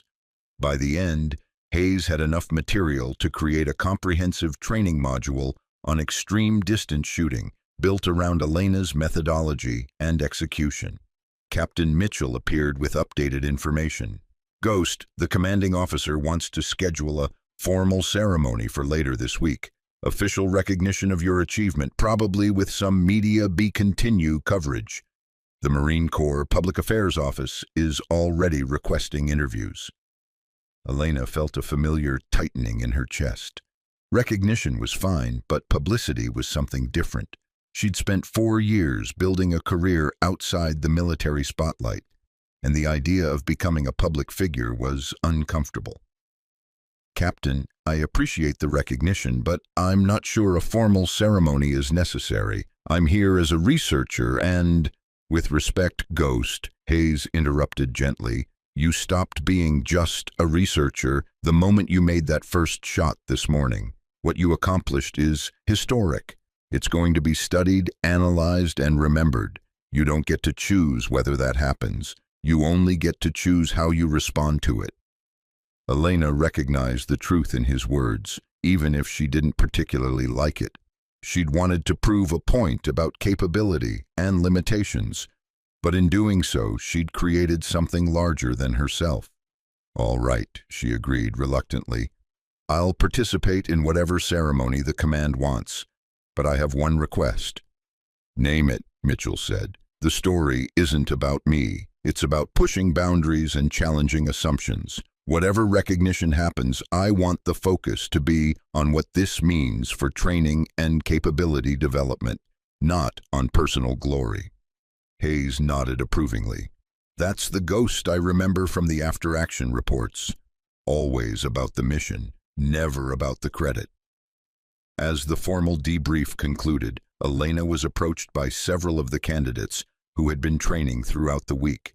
They had questions, some technical, some personal, all reflecting a deep curiosity about how someone could achieve what they'd witnessed. Williams, the young sergeant who had struggled with the 2,500-meter shots yesterday, seemed particularly affected. "Ma'am, can I ask you something personal?" "Of course, Sergeant. How do you deal with the pressure? I mean, you had 200 people watching, everything was being documented, and if you'd missed even one shot, everyone would have seen it. That kind of pressure would destroy most people." Elena considered the question carefully. "Sergeant, the secret is that I didn't think about the 200 people or the documentation. In my mind, there was only one person who mattered. Me. The only standard I had to meet was my own. External pressure only exists if you let it into your mental space." "But how do you keep it out?" Williams pressed. "I've been shooting for years, and I still get nervous when people are watching." "You acknowledge it, then choose to focus elsewhere," Elena explained. "Yes, I knew people were watching. Yes, I understood the stakes. But when I settled behind that rifle, all of that became background noise. My focus narrowed to rifle, target, environment. Everything else was irrelevant." Another candidate, a corporal named Jackson, spoke up. "Is that something you can teach, or is it just natural talent?" "It's absolutely something you can develop," Elena assured him. "I wasn't born with perfect focus. I built it through thousands of hours of practice. You start with small challenges, learn to block out minor distractions, then gradually increase the difficulty. Eventually, your brain learns to enter that focused state automatically when needed." The conversation continued for another 20 minutes, with Elena patiently answering questions and offering insights from her experience. She found herself enjoying the role of mentor, helping these young Marines understand that legendary performance was built through preparation and practice rather than natural gifts alone. Rodriguez approached with a grin. "Ghost, you've got the candidates eating out of your hand. Half of them are already changing their training approaches based on what you said." "Good," Elena replied. "That's why I did this. Not to show off, but to demonstrate that limits are usually self-imposed. If seeing me make those shots inspires them to push their own boundaries further, then this morning was worthwhile." "It's going to inspire a lot more than just these candidates," Rodriguez predicted. "This story is going to spread through the entire sniper community. Ghost made 9 consecutive hits at 3,000 meters. That's going to become legend." As the morning transitioned to afternoon, Elena finally had a chance to sit down with her equipment and begin documenting her own analysis of the performance. As a researcher, she wanted to capture not just what had happened, but why, the specific factors that contributed to success and the lessons that could be extracted for future training. Her phone buzzed with a text message from an unknown number. She opened it and saw a photograph that made her catch her breath. The image showed her behind the rifle during one of the shots. The photographer had captured the moment perfectly. Absolute focus evident in her expression, body position flawless, the morning light creating dramatic shadows. The caption read, "Ghost returns, 9-9 at 3K plus, legend confirmed." The message was being shared across military social media channels, spreading through communities of snipers, special operators, and Marines who understood exactly how extraordinary what she'd accomplished really was. Elena stared at the photo for a long moment. That woman behind the rifle looked completely at peace, utterly focused, entirely in her element. She looked like Ghost, not Dr. Elena Voss, the researcher, but Captain Elena Voss, the warrior. For 4 years, Elena had tried to separate those two identities. She'd convinced herself that they were different people, different chapters of her life that didn't overlap. But looking at that photo, she finally understood that Ghost and Elena weren't separate identities. They were the same person, different expressions of the same core capabilities. She could be both researcher and warrior, analyst and operator, professor and legend. She didn't have to choose between them. She could be both. The Marine Corps moves quickly when it recognizes something exceptional, and by 1400 hours, The entire base seemed to be buzzing with energy about Ghost's return. Elena had retreated to a quiet corner of the range facility's observation building, ostensibly to review her ballistic data and compile her research notes. But in reality, she needed a moment away from the constant stream of congratulations and questions. Her shoulder was definitely going to bruise. She could feel the deep ache settling into the muscle from 9 consecutive shots with the .338 Lapua Magnum. It was a familiar sensation, one she hadn't experienced in 4 years, and oddly, she found it comforting. The physical reminder that she'd pushed herself, that she'd executed something extraordinary. Her hands, she noticed, were completely steady. No post-adrenaline shakes, no nervous tremors, just the calm steadiness of someone who had done exactly what they'd set out to do. A knock on the door interrupted her reflection. "Come in," she called. Gunnery Sergeant Hayes entered, carrying 2 bottles of water and looking thoughtful. "Figured you might need hydration. 9 shots in the heat takes a toll, even if you make it look easy." "Thank you, Gunnery Sergeant," Elena said, accepting the water gratefully. "Though I should clarify, it wasn't easy, it was just well prepared." Hayes settled into a chair across from her, his weathered face showing a mixture of respect and curiosity. "Can I ask you something, Ghost? Off the record, just between warriors." "Of course. Why did you really leave?" Hayes asked, quietly. "I read your service record. 73 confirmed kills, multiple commendations, combat operations that are still classified. You were at the top of your game. Why walk away from that to become a researcher?" Elena was quiet for a moment, considering how much to share, but something about Hayes's direct question and genuine curiosity made her want to give an honest answer. "Because after 6 years of pulling triggers, I started wondering if there was a better way," she said finally. "Every shot I made in Afghanistan saved American lives. I know that, and I don't regret any of them, but I also realized that maybe I could save more lives by improving training, by helping the next generation of snipers be even better than I was. Research felt like a way to multiply my impact." Hayes nodded slowly. "That's honorable. But can I tell you what I think?" "Please." "I think you were also running from yourself," Hayes said gently. "From Ghost, because being that good at something so lethal is uncomfortable. It's easier to hide behind research and analysis than to acknowledge that you're a warrior." Elena felt the words hit home with uncomfortable accuracy. "Maybe you're right, Gunnery Sergeant, but this morning proved something important. I don't have to choose. I can be both researcher and operator. Ghost never went away. She was just waiting for the right moment." "And now?" Hayes asked. "What happens now that Ghost is back?" Before Elena could answer, Captain Mitchell knocked and entered quickly, looking slightly flustered. "Ghost, I've got about 15 different flag officers requesting to speak with you. The Commandant's office called. They want a full report. MARSOC is asking if you'd be interested in consulting on sniper training programs. And DARPA wants to know if today's performance validates your research proposals." Elena felt overwhelmed by the sudden attention. "Captain, I just made 9 shots. I didn't start a revolution." "With respect, ma'am," Mitchell replied, "you absolutely did. You proved that performance ceilings we thought were absolute are actually just psychological barriers. That's going to change how we train, how we equip snipers, how we think about extreme distance engagement. You didn't just break records, you expanded what we believe is possible." Hayes stood up, his expression showing approval. "Ghost, the Corps needs what you demonstrated this morning. Not just the shooting, the methodology, the approach, the way you broke down an impossible challenge into manageable components.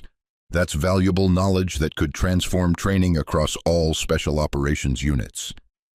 Elena took a long drink of water, buying herself time to think. She'd come to Quantico as a researcher, planning to observe and document, then return to her comfortable academic life. But in the span of one morning, she'd fundamentally changed her relationship with her past, and potentially her future. "All right," she said finally. I'll talk to whoever needs to talk to me. I'll document my methodology and make it available for training purposes, but I want to be clear about something. I'm not coming back to active duty. I'm not interested in being a poster child for the Marine Corps.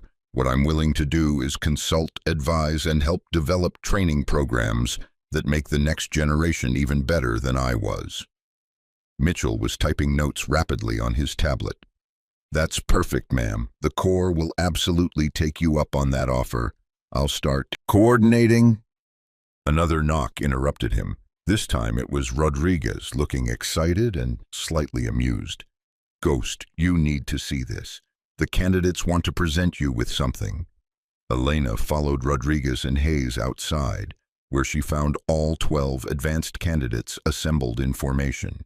They snapped to attention as she approached, and Williams stepped forward holding something wrapped in cloth. Ma'am, Williams said formally, on behalf of the candidates of Advanced Scout Sniper Class 2 to 25, we want to present you with this token of our respect and gratitude.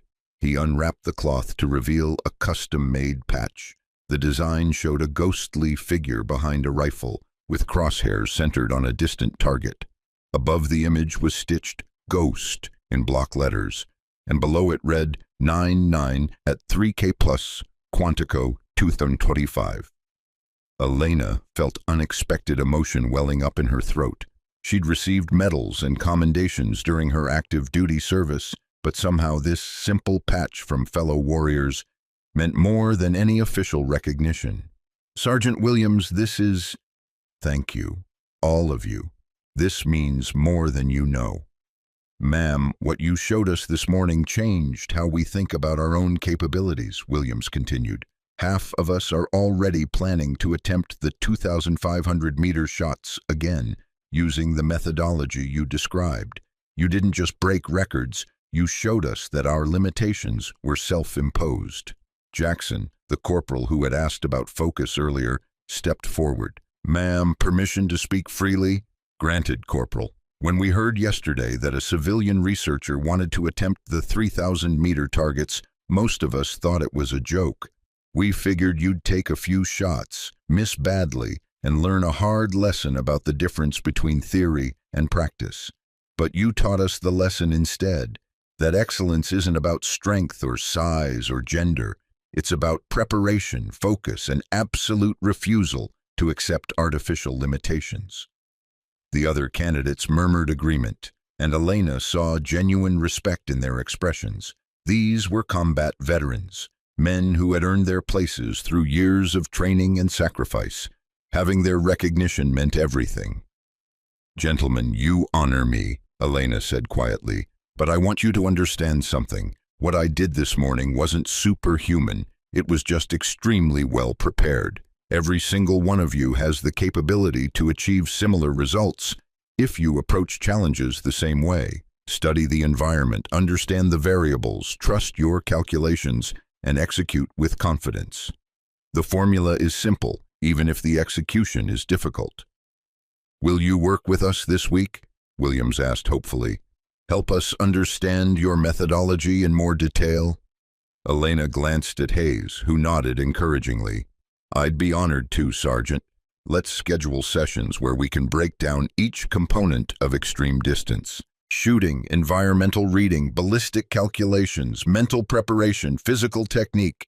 If I can help make you all better operators, then this morning was absolutely worthwhile. As the candidates dispersed with visible excitement, Hayes walked with Elena back toward the observation building. You handled that well, Ghost.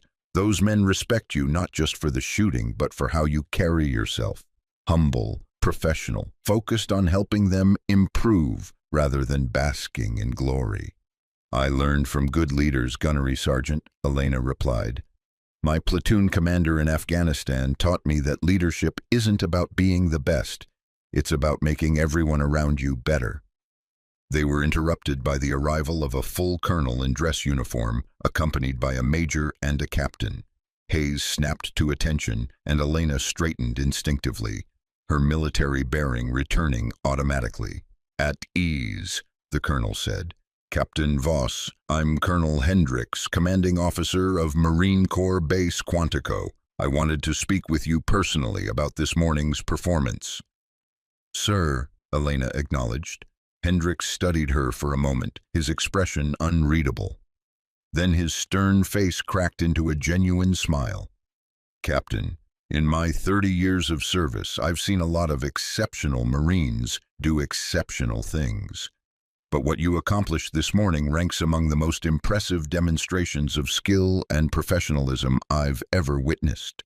9 for 9 at extreme distance, under pressure, with perfect form throughout. That's not just marksmanship, that's mastery. Thank you, sir. The credit belongs to excellent equipment and perfect conditions as much as personal skill. Bullshit, Hendricks said bluntly, though his tone remained friendly. I watched the video footage. 12 other highly trained snipers attempted shots at 2,500 meters yesterday and couldn't connect. You made shots at 3,000 plus meters look routine. That's not equipment, that's you. He gestured to the major beside him. Captain Voss, this is Major Sarah Chen from Marine Corps Forces Special Operations Command. She'd like to discuss some opportunities with you. Major Chen stepped forward, her expression professional but warm. Captain Voss, may I call you Elena? Of course, ma'am. Elena, MARSOC has been developing an advanced sniper training program designed to push our operators to their absolute limits. We're talking about extreme distance engagement, complex environmental calculations, mental resilience under pressure, exactly what you demonstrated this morning. We'd like to bring you on as a senior consultant to help design and implement the curriculum. Elena felt a surge of interest. This was exactly the kind of work she'd hoped to do when she'd left active duty, using her knowledge and experience to improve training rather than continuing to operate herself. Major, I'm definitely interested. Can you tell me more about the program's scope and timeline? The program would be based here at Quantico, Chen explained, with additional training rotations at other facilities. We're looking at a 2-year development phase, then ongoing implementation and refinement. You'd have significant autonomy in designing the curriculum, and we'd provide whatever resources you need, equipment, staff, facilities, everything. And my current research position? Elena asked. We've already spoken with DARPA, Chen said. They're enthusiastic about this arrangement. They see it as a natural extension of your ballistics research. You'd maintain your position there while consulting for MARSOC. Best of both worlds. Hayes was grinning now. Ghost, they're offering you a chance to shape the future of Marine Corps sniper training. This is what you wanted when you left active duty. Maximum impact, multiplying your knowledge across the entire community. Elena felt the pieces falling into place. She could continue her research, maintain her academic credibility, but also return to the warrior community in a role that felt authentic and valuable.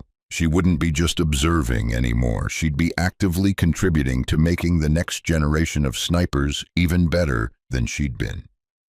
Major Chen, I accept. When do we start? How about tomorrow? Chen replied with a smile. We've already got a team standing by to begin curriculum development. They've been watching the video of your performance all morning, and they're eager to start breaking down your methodology. As they discussed logistics and timelines, Elena realized that her carefully constructed separation between Ghost and Dr. Voss had completely collapsed. She wasn't going to be purely a researcher anymore, but she also wasn't returning to active combat operations. She was becoming something new, a hybrid of warrior and scholar, operator and teacher, legend and mentor. It felt right in a way that nothing had felt right for 4 years. Over the next several hours, Elena found herself at the center of a whirlwind of activity. The video of her performance had gone viral within military communities, shared across secure networks and social media platforms with increasing amazement. Comments ranged from technical analysis, notice how she adjusts for wind layers at different ranges, to simple awe. This is the most incredible shooting I've ever seen. The story had also reached mainstream media. By evening, several major news outlets were requesting interviews, wanting to tell the story of the female Marine who had achieved something that most people didn't even know was possible. Captain Mitchell helped Elena manage the media requests, screening out the sensationalist outlets and identifying those who would tell the story with appropriate respect for the military context. 60 Minutes wants an interview, Mitchell reported. So does the New York Times, and NPR is requesting permission to do a feature story on your transition from combat operations to research. Let's prioritize outlets that will focus on the training implications rather than making this about gender politics, Elena said. I'm not interested in being a symbol. I'm interested in improving how we prepare snipers for extreme distance work. Understood. I'll filter accordingly. That evening, Hayes organized an informal dinner for Elena with the instructor staff and candidates. It was held at the facility's dining hall with the atmosphere relaxed and celebratory rather than formal. Rodriguez stood up with a beer in hand. I want to propose a toast to Ghost, who reminded all of us that the only limitations that really matter are the ones we impose on ourselves. You didn't just break records today, you broke mindsets. Hear, hear, the group chorused, raising their glasses. Elena felt genuinely moved by the camaraderie and respect. These were her people, warriors who understood the dedication and sacrifice required to achieve excellence. Being back among them felt like coming home after a long absence. As dinner continued, several of the instructors approached Elena with technical questions about her methodology. Carter was particularly interested in her environmental reading techniques. Ghost, walk me through how you identified the different wind layers, he requested. I've been teaching environmental reading for 10 years, but your level of precision goes beyond what I typically see. Elena grabbed a napkin and started sketching. The key is understanding that mirage patterns at different ranges tell you about conditions at those specific distances. When you look through your scope at 1,000 meters, you're seeing heat shimmer from that area. If you adjust your focus to 2,000 meters, you see different patterns. Most shooters average those patterns and call it a single wind value. But at extreme distance, you need to map the entire bullet path. She drew a diagram showing the bullet's trajectory arc with different wind indicators at various points. The bullet spends different amounts of time at different points along the arc. At the apex, usually around 1,200 to 1,500 meters for a 3,000-meter shot, it's moving slowest and is most affected by wind. So wind conditions at that range matter more than wind at the muzzle or at the target. Carter studied the diagram with intense interest. So you're essentially creating a wind map across the entire shot path and weighting different sections based on bullet velocity at that point? Exactly. It's complex, but it's the difference between making extreme distance shots and hoping to get lucky. Rodriguez shook his head in amazement. And you do all that calculation in real time before each shot? It becomes automatic with practice, Elena explained. Like any complex skill, it feels impossible at first, then gradually becomes intuitive. I spent hundreds of hours in Afghanistan just watching mirage patterns, learning to read them instantly without conscious calculation. Williams spoke up from across the table. Ma'am, how do we develop that level of intuition? Most of us won't get hundreds of hours of observation time before we need to make critical shots. You simulate it, Elena replied. Spend time at the range just observing. Don't even shoot, just watch. Study how mirage patterns change throughout the day, how wind affects different distances differently, how temperature gradients create layers. Build that visual library in your mind, so when you need it in pressure situations, it's already there. The conversation continued late into the evening, with Elena patiently answering questions and sharing insights from her years of experience. She found herself enjoying the role of teacher more than she'd expected. There was something deeply satisfying about taking knowledge that had been hard-won through combat operations and passing it on to the next generation. Around 2200 hours, her phone buzzed with a text from Major Chen. Preliminary curriculum team assembled. First meeting Aero 800 tomorrow. Get some rest. You've earned it. Elena excused herself from the dinner and walked out into the cool desert night. The air had dropped to the low 60s, comfortable after the heat of the day. Above her, stars were beginning to appear in the darkening sky, thousands of points of light unmarred by the light pollution of cities.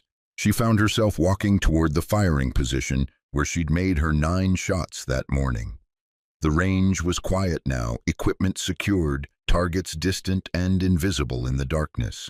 But standing at that spot, Elena could still feel the ghost of the morning's performance, the weight of the rifle, the focus required for each shot, the satisfaction of hearing that metallic clang 9 consecutive times. "Figured I'd find you here." Hayes's voice came from behind her. Elena turned to see the gunnery sergeant approaching, his silhouette visible against the lights of the facility buildings. "Just processing," Elena said. "It's been quite a day." "That's an understatement," Hayes replied, standing beside her and looking out toward the dark hillside where the targets waited. "You know what's going to happen now, right?" "What's that, gunnery sergeant?" "Snipers all over the world are going to attempt what you did this morning. They're going to study your technique, analyze your methodology, and push themselves to match your performance. You've reset the standard for what's considered possible at extreme distance." Elena nodded slowly. "Good. That's exactly what should happen. Records exist to be broken. Standards exist to be exceeded. If my performance this morning inspires others to push further, then it served its purpose." "But here's the thing," Hayes continued. "Most of them won't succeed. They'll attempt 9 shots at 3,000 meters and miss 7 or 8. They'll get frustrated, maybe discouraged. And some of them will use that as evidence that what you did was just luck or exceptional circumstances." "Let them," Elena said quietly. "I'm not interested in defending my performance. The documentation speaks for itself. 9 shots, 9 hits, all conditions recorded and verified. Whether people believe it or accept it doesn't change what happened." Hayes smiled in the darkness. "That's the ghost I remember. Never worried about doubters or critics, just focused on the mission and executing with perfection." They stood in comfortable silence for a moment, 2 warriors sharing the quiet understanding that comes from mutual respect and shared experience. "Can I ask you something, Gunnery Sergeant?" Elena said finally. "Anything. Do you think I did the right thing, leaving active duty to pursue research?" Hayes considered the question carefully. "I think you did what you needed to do at the time, but I also think this morning proved that you never really left. Ghost has always been there, just waiting for the right moment to return. And now you've found a way to be both. Researcher and warrior, analyst and operator. That's not compromise, that's evolution." Elena felt the truth of his words settling into her bones. She'd spent 4 years trying to choose between 2 identities, never realizing that she could embody both simultaneously. Ghost and Dr. Voss weren't competing personas. They were complementary aspects of the same person. "Thank you, Gunnery Sergeant, for the challenge yesterday, for the support today, for understanding what this all means." "Thank me by making our snipers even better than you are," Hayes replied. "That's the real legacy here, not the 9 hits this morning, but the thousands of improved shots that will happen in the future because you shared your knowledge." As they walked back toward the facility buildings, Elena felt a profound sense of peace. For 4 years, she'd been running from her past, trying to bury Ghost under layers of academic credentials and research projects. But this morning had proven that you can't bury your true nature. You can only integrate it into who you're becoming. Ghost was back, not to return to combat operations, but to serve in a new capacity. Teacher, mentor, consultant, living proof that excellence knows no boundaries except those we impose on ourselves. 3 days later, Elena stood in front of a classroom filled with Marine Corps sniper instructors from bases around the country. Major Chen had assembled this elite group to begin developing the new advanced training curriculum, and Elena had been asked to deliver the opening presentation. She'd spent the previous 2 days working with the candidates at Quantico, conducting detailed training sessions on environmental reading, ballistic calculations, and mental preparation. The transformation in their performance had been remarkable. Several candidates who had struggled at 2,500 meters were now consistently hitting targets at that range, using the methodology Elena had shared. Williams had made 3 consecutive hits at 2,500 meters that morning, a personal record that had him grinning like a kid on Christmas. "It's like you gave us a new set of eyes, ma'am," he'd said. "I'm seeing things in the environment I never noticed before." Now, facing this room of experienced instructors, Elena felt the weight of responsibility. These men would take what she taught them and spread it throughout the Marine Corps sniper community. Her methodology would become doctrine, her techniques would become standard practice, and her approach would influence thousands of future snipers. "Gentlemen," she began, 3 days ago I made 9 consecutive shots at distances ranging from 2,800 to 3,200 meters. The video of that performance has been viewed tens of thousands of times, and I've received countless questions about how I achieved those results. Today, I'm going to answer those questions and share the methodology that made those shots possible." She pulled up a slide showing the range diagram with all 9 targets marked.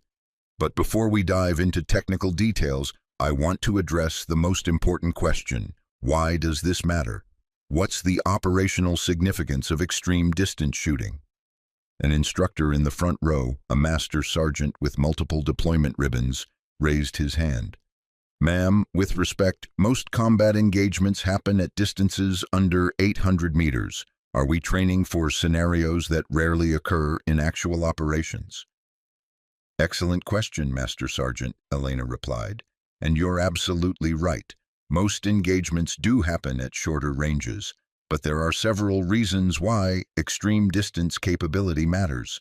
First, having the ability to engage at 3,000 meters gives commanders tactical options they wouldn't otherwise have. Second, the skills required for extreme distance work, environmental reading, precise calculations, mental discipline, make you better at all ranges, not just extreme ones. And third, pushing to extreme limits expands your understanding of what's possible, which changes how you approach every shot." She clicked to the next slide, showing her shooting position from that morning. "The goal here isn't to make every sniper capable of 3,000-meter shots. The goal is to use extreme distance training as a tool for developing superior marksmen at all ranges. When you've successfully engaged targets at 3,000 meters, an 800-meter shot becomes almost trivial by comparison." Over the next 3 hours, Elena walked the instructors through every aspect of her methodology. Environmental reading. She taught them to map wind layers across the entire bullet path, using mirage patterns at different focal distances to identify atmospheric conditions at specific ranges. She explained how to weight different sections of the bullet path based on projectile velocity, and how to identify thermal layers that could affect trajectory. Ballistic calculations. She demonstrated her approach to complex calculations, breaking them down into manageable components that could be processed quickly. She shared the mental shortcuts she'd developed for estimating drift and drop without relying entirely on ballistic calculators. Mental preparation. Perhaps most importantly, she taught them her techniques for achieving and maintaining absolute focus under pressure. She shared meditation practices, breathing exercises, and visualization techniques that had allowed her to block out distractions and exist entirely in the moment of the shot. Physical technique. She demonstrated proper body position, rifle control, trigger discipline, and follow-through. She emphasized the importance of consistency, making each shot identical in execution so that variables could be isolated and corrected. The instructors were engaged and asking intelligent questions throughout. These were professionals who understood the complexity of what Elena was teaching, and they recognized the value of having access to someone with her level of mastery. During a break, the master sergeant who had asked the first question approached Elena. "Ma'am, I want to apologize for my skeptical question earlier. After hearing your explanation, I understand that this isn't about extreme distance for its own sake. It's about using extreme challenges to develop comprehensive capability." "No apology necessary, Master Sergeant," Elena replied.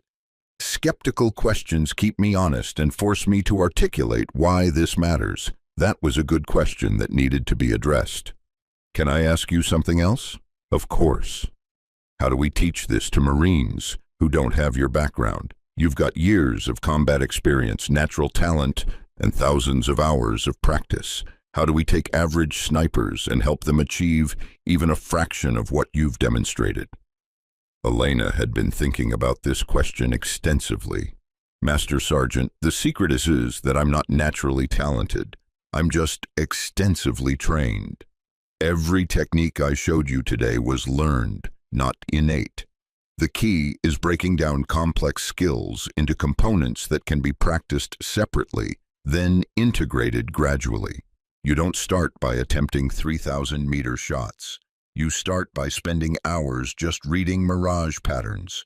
Then you practice calculations without shooting. Then you work on mental discipline through meditation and visualization.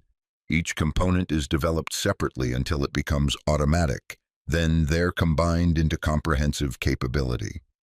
So it's about systematic skill building rather than hoping for exceptional individuals." "Exactly. The Marine Corps doesn't need more people like me.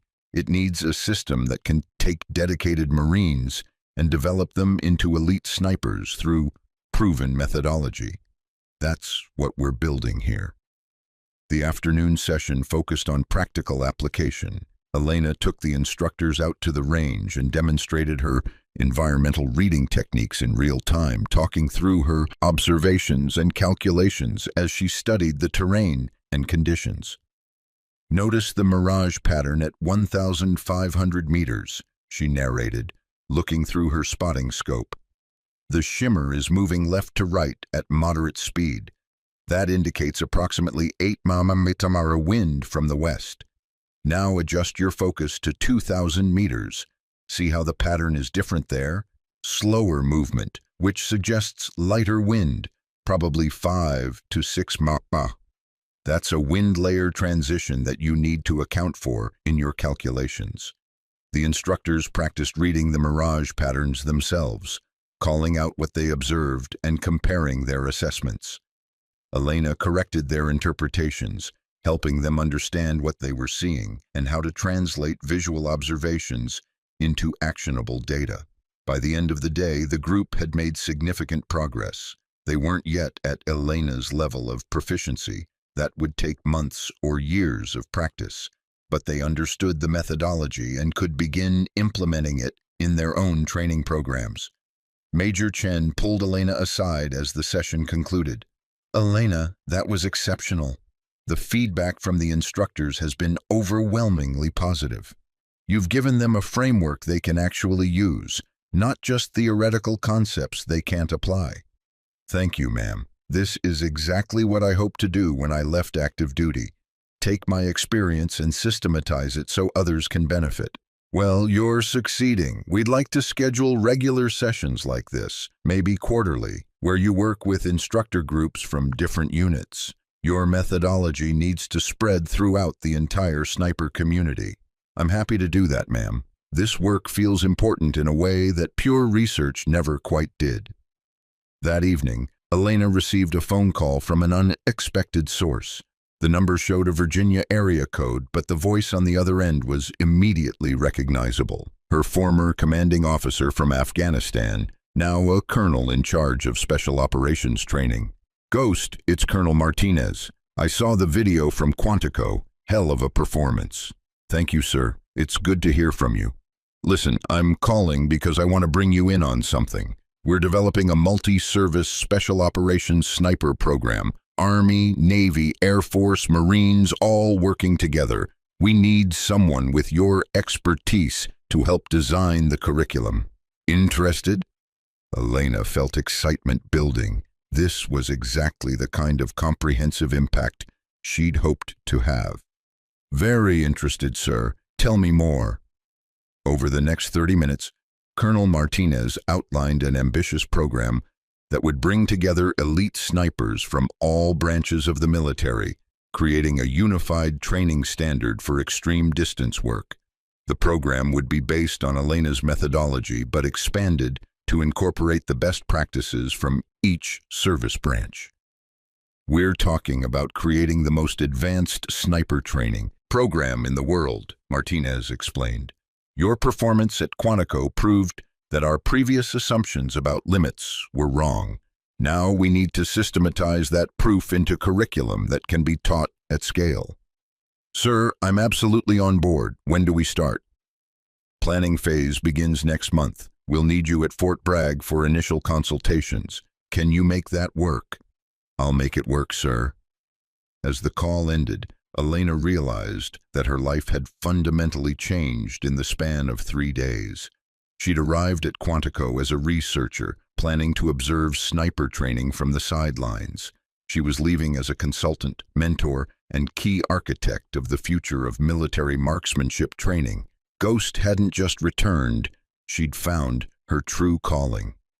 6 months later, Elena stood at the same firing position where she'd made her historic shots 6 months earlier. The desert landscape looked identical, brown hills stretching into the distance, white target markers barely visible against the terrain, heat shimmer dancing above the sand. But everything else had changed. Behind her, a class of 24 snipers from all branches of the military were preparing to attempt their own extreme distance qualification. They'd spent 6 weeks training under the curriculum Elena had developed, learning her methodology for environmental reading, ballistic calculations, and mental preparation. Today was their final test, 5 shots at targets ranging from 2,500 to 3,000 meters. They needed to hit at least 3 to pass. Gunnery Sergeant Hayes was serving as lead instructor for this inaugural class. He walked over to where Elena was observing, his expression showing pride and excitement. Ghost, we've got 12 candidates who have a legitimate shot at going 5 for 5 today. 6 months ago, we would have considered 3 out of 5 at these distances to be exceptional. Now it's becoming the standard. That's your legacy. Elena watched as the first candidate settled into position behind the rifle, the same accuracy international she'd used 6 months earlier. The candidate was a Navy SEAL, a veteran of multiple deployments, and he approached the shot with the focused intensity Elena recognized in herself. The shot broke cleanly. 6 seconds later, the distant clang of metal on metal echoed across the valley. Hit. The candidate worked through his remaining 4 shots methodically, hitting 4 out of 5 total. By the standards of 6 months ago, that would have been historic. Today, it was a solid passing performance. As candidate after candidate completed their attempts, Elena saw the transformation her work had created. These warriors were achieving results that would have seemed impossible before her demonstration. They were pushing boundaries and redefining standards, exactly as she'd hoped they would. Williams, the young sergeant from her first week at Quantico, was part of this class. Elena watched as he prepared for his attempt, remembering how he'd struggled with 2,500 meters 6 months ago. He went 5 for 5, hitting every target with center mass precision. As Williams cleared his rifle and stood up, he caught Elena's eye and gave her a respectful nod. No words needed, just warrior-to-warrior acknowledgement of hard work and achievement. By the end of the day, 18 out of 24 candidates had passed the qualification. 8 had gone 5 for 5. The average hit rate was 3.7 out of 5, numbers that would have seemed impossible before Elena's demonstration, but were now becoming routine. Major Chen approached with a tablet showing the compiled results. Elena, the data is extraordinary. We're seeing performance improvements of 40–50% compared to pre-curriculum baselines. Your methodology works at scale, not just for exceptional individuals. That was always the goal, ma'am, Elena replied. Systematize excellence so it can be replicated. Well, you've succeeded. The Commandant wants to expand the program, roll it out to every sniper school in the Corps. Other services are requesting access to the curriculum. You've literally changed how the military thinks about long-range precision. That evening, there was a graduation ceremony for the first class. Elena was asked to speak, and she stood before the assembled snipers with a mixture of pride and humility. 6 months ago, she began, I stood at that firing position and made 9 shots at extreme distance. Those shots were documented, analyzed, and shared throughout the military community. But the shots themselves weren't the point. The point was proving that limitations are usually self-imposed, that impossible is just difficult in disguise, and that excellence can be systematized and taught. She gestured to the graduates. You've proven that this week. You've achieved results that most people would have considered impossible. But more importantly, you've internalized a methodology that will make you better snipers at all ranges, in all conditions, throughout your careers. You've learned to read environments with precision, calculate with confidence, and execute under pressure. Those skills will serve you in ways that extend far beyond marksmanship. Williams raised his hand. Ma'am, what advice do you have for us as we move forward? Elena smiled. Never stop pushing boundaries. The standards you achieved this week will become routine. When that happens, push further. Set new standards, break new records. Excellence isn't a destination, it's a continuous journey. And remember that your responsibility now isn't just to be excellent yourselves, but to help others become excellent too. Share what you've learned. Mentor the next generation. Multiply your impact. After the ceremony, Elena found herself alone at the firing position one more time, watching the sun set over the desert landscape. Her phone buzzed with a message from Colonel Martinez. Multi-service program approved at highest levels. You're officially lead consultant for Unified Sniper Training Standards. Congratulations, Ghost. You've changed the game. Elena looked out toward the distant targets, those tiny white squares that had seemed impossible 6 months ago, but had become achievable through preparation, focus, and absolute refusal to accept artificial limitations. She thought about the journey that had brought her here, from combat operations in Afghanistan to academic research to this moment, standing at the intersection of warrior and scholar, operator and teacher, Ghost and Elena. For years, she'd tried to choose between those identities, but this moment proved that she never had to choose. She could be both simultaneously, without contradiction. Ghost hadn't returned to replace Dr. Elena Voss. Ghost had integrated with Elena to create something new, a warrior scholar whose impact extended far beyond individual B-continue performance to systemic improvement across entire military communities.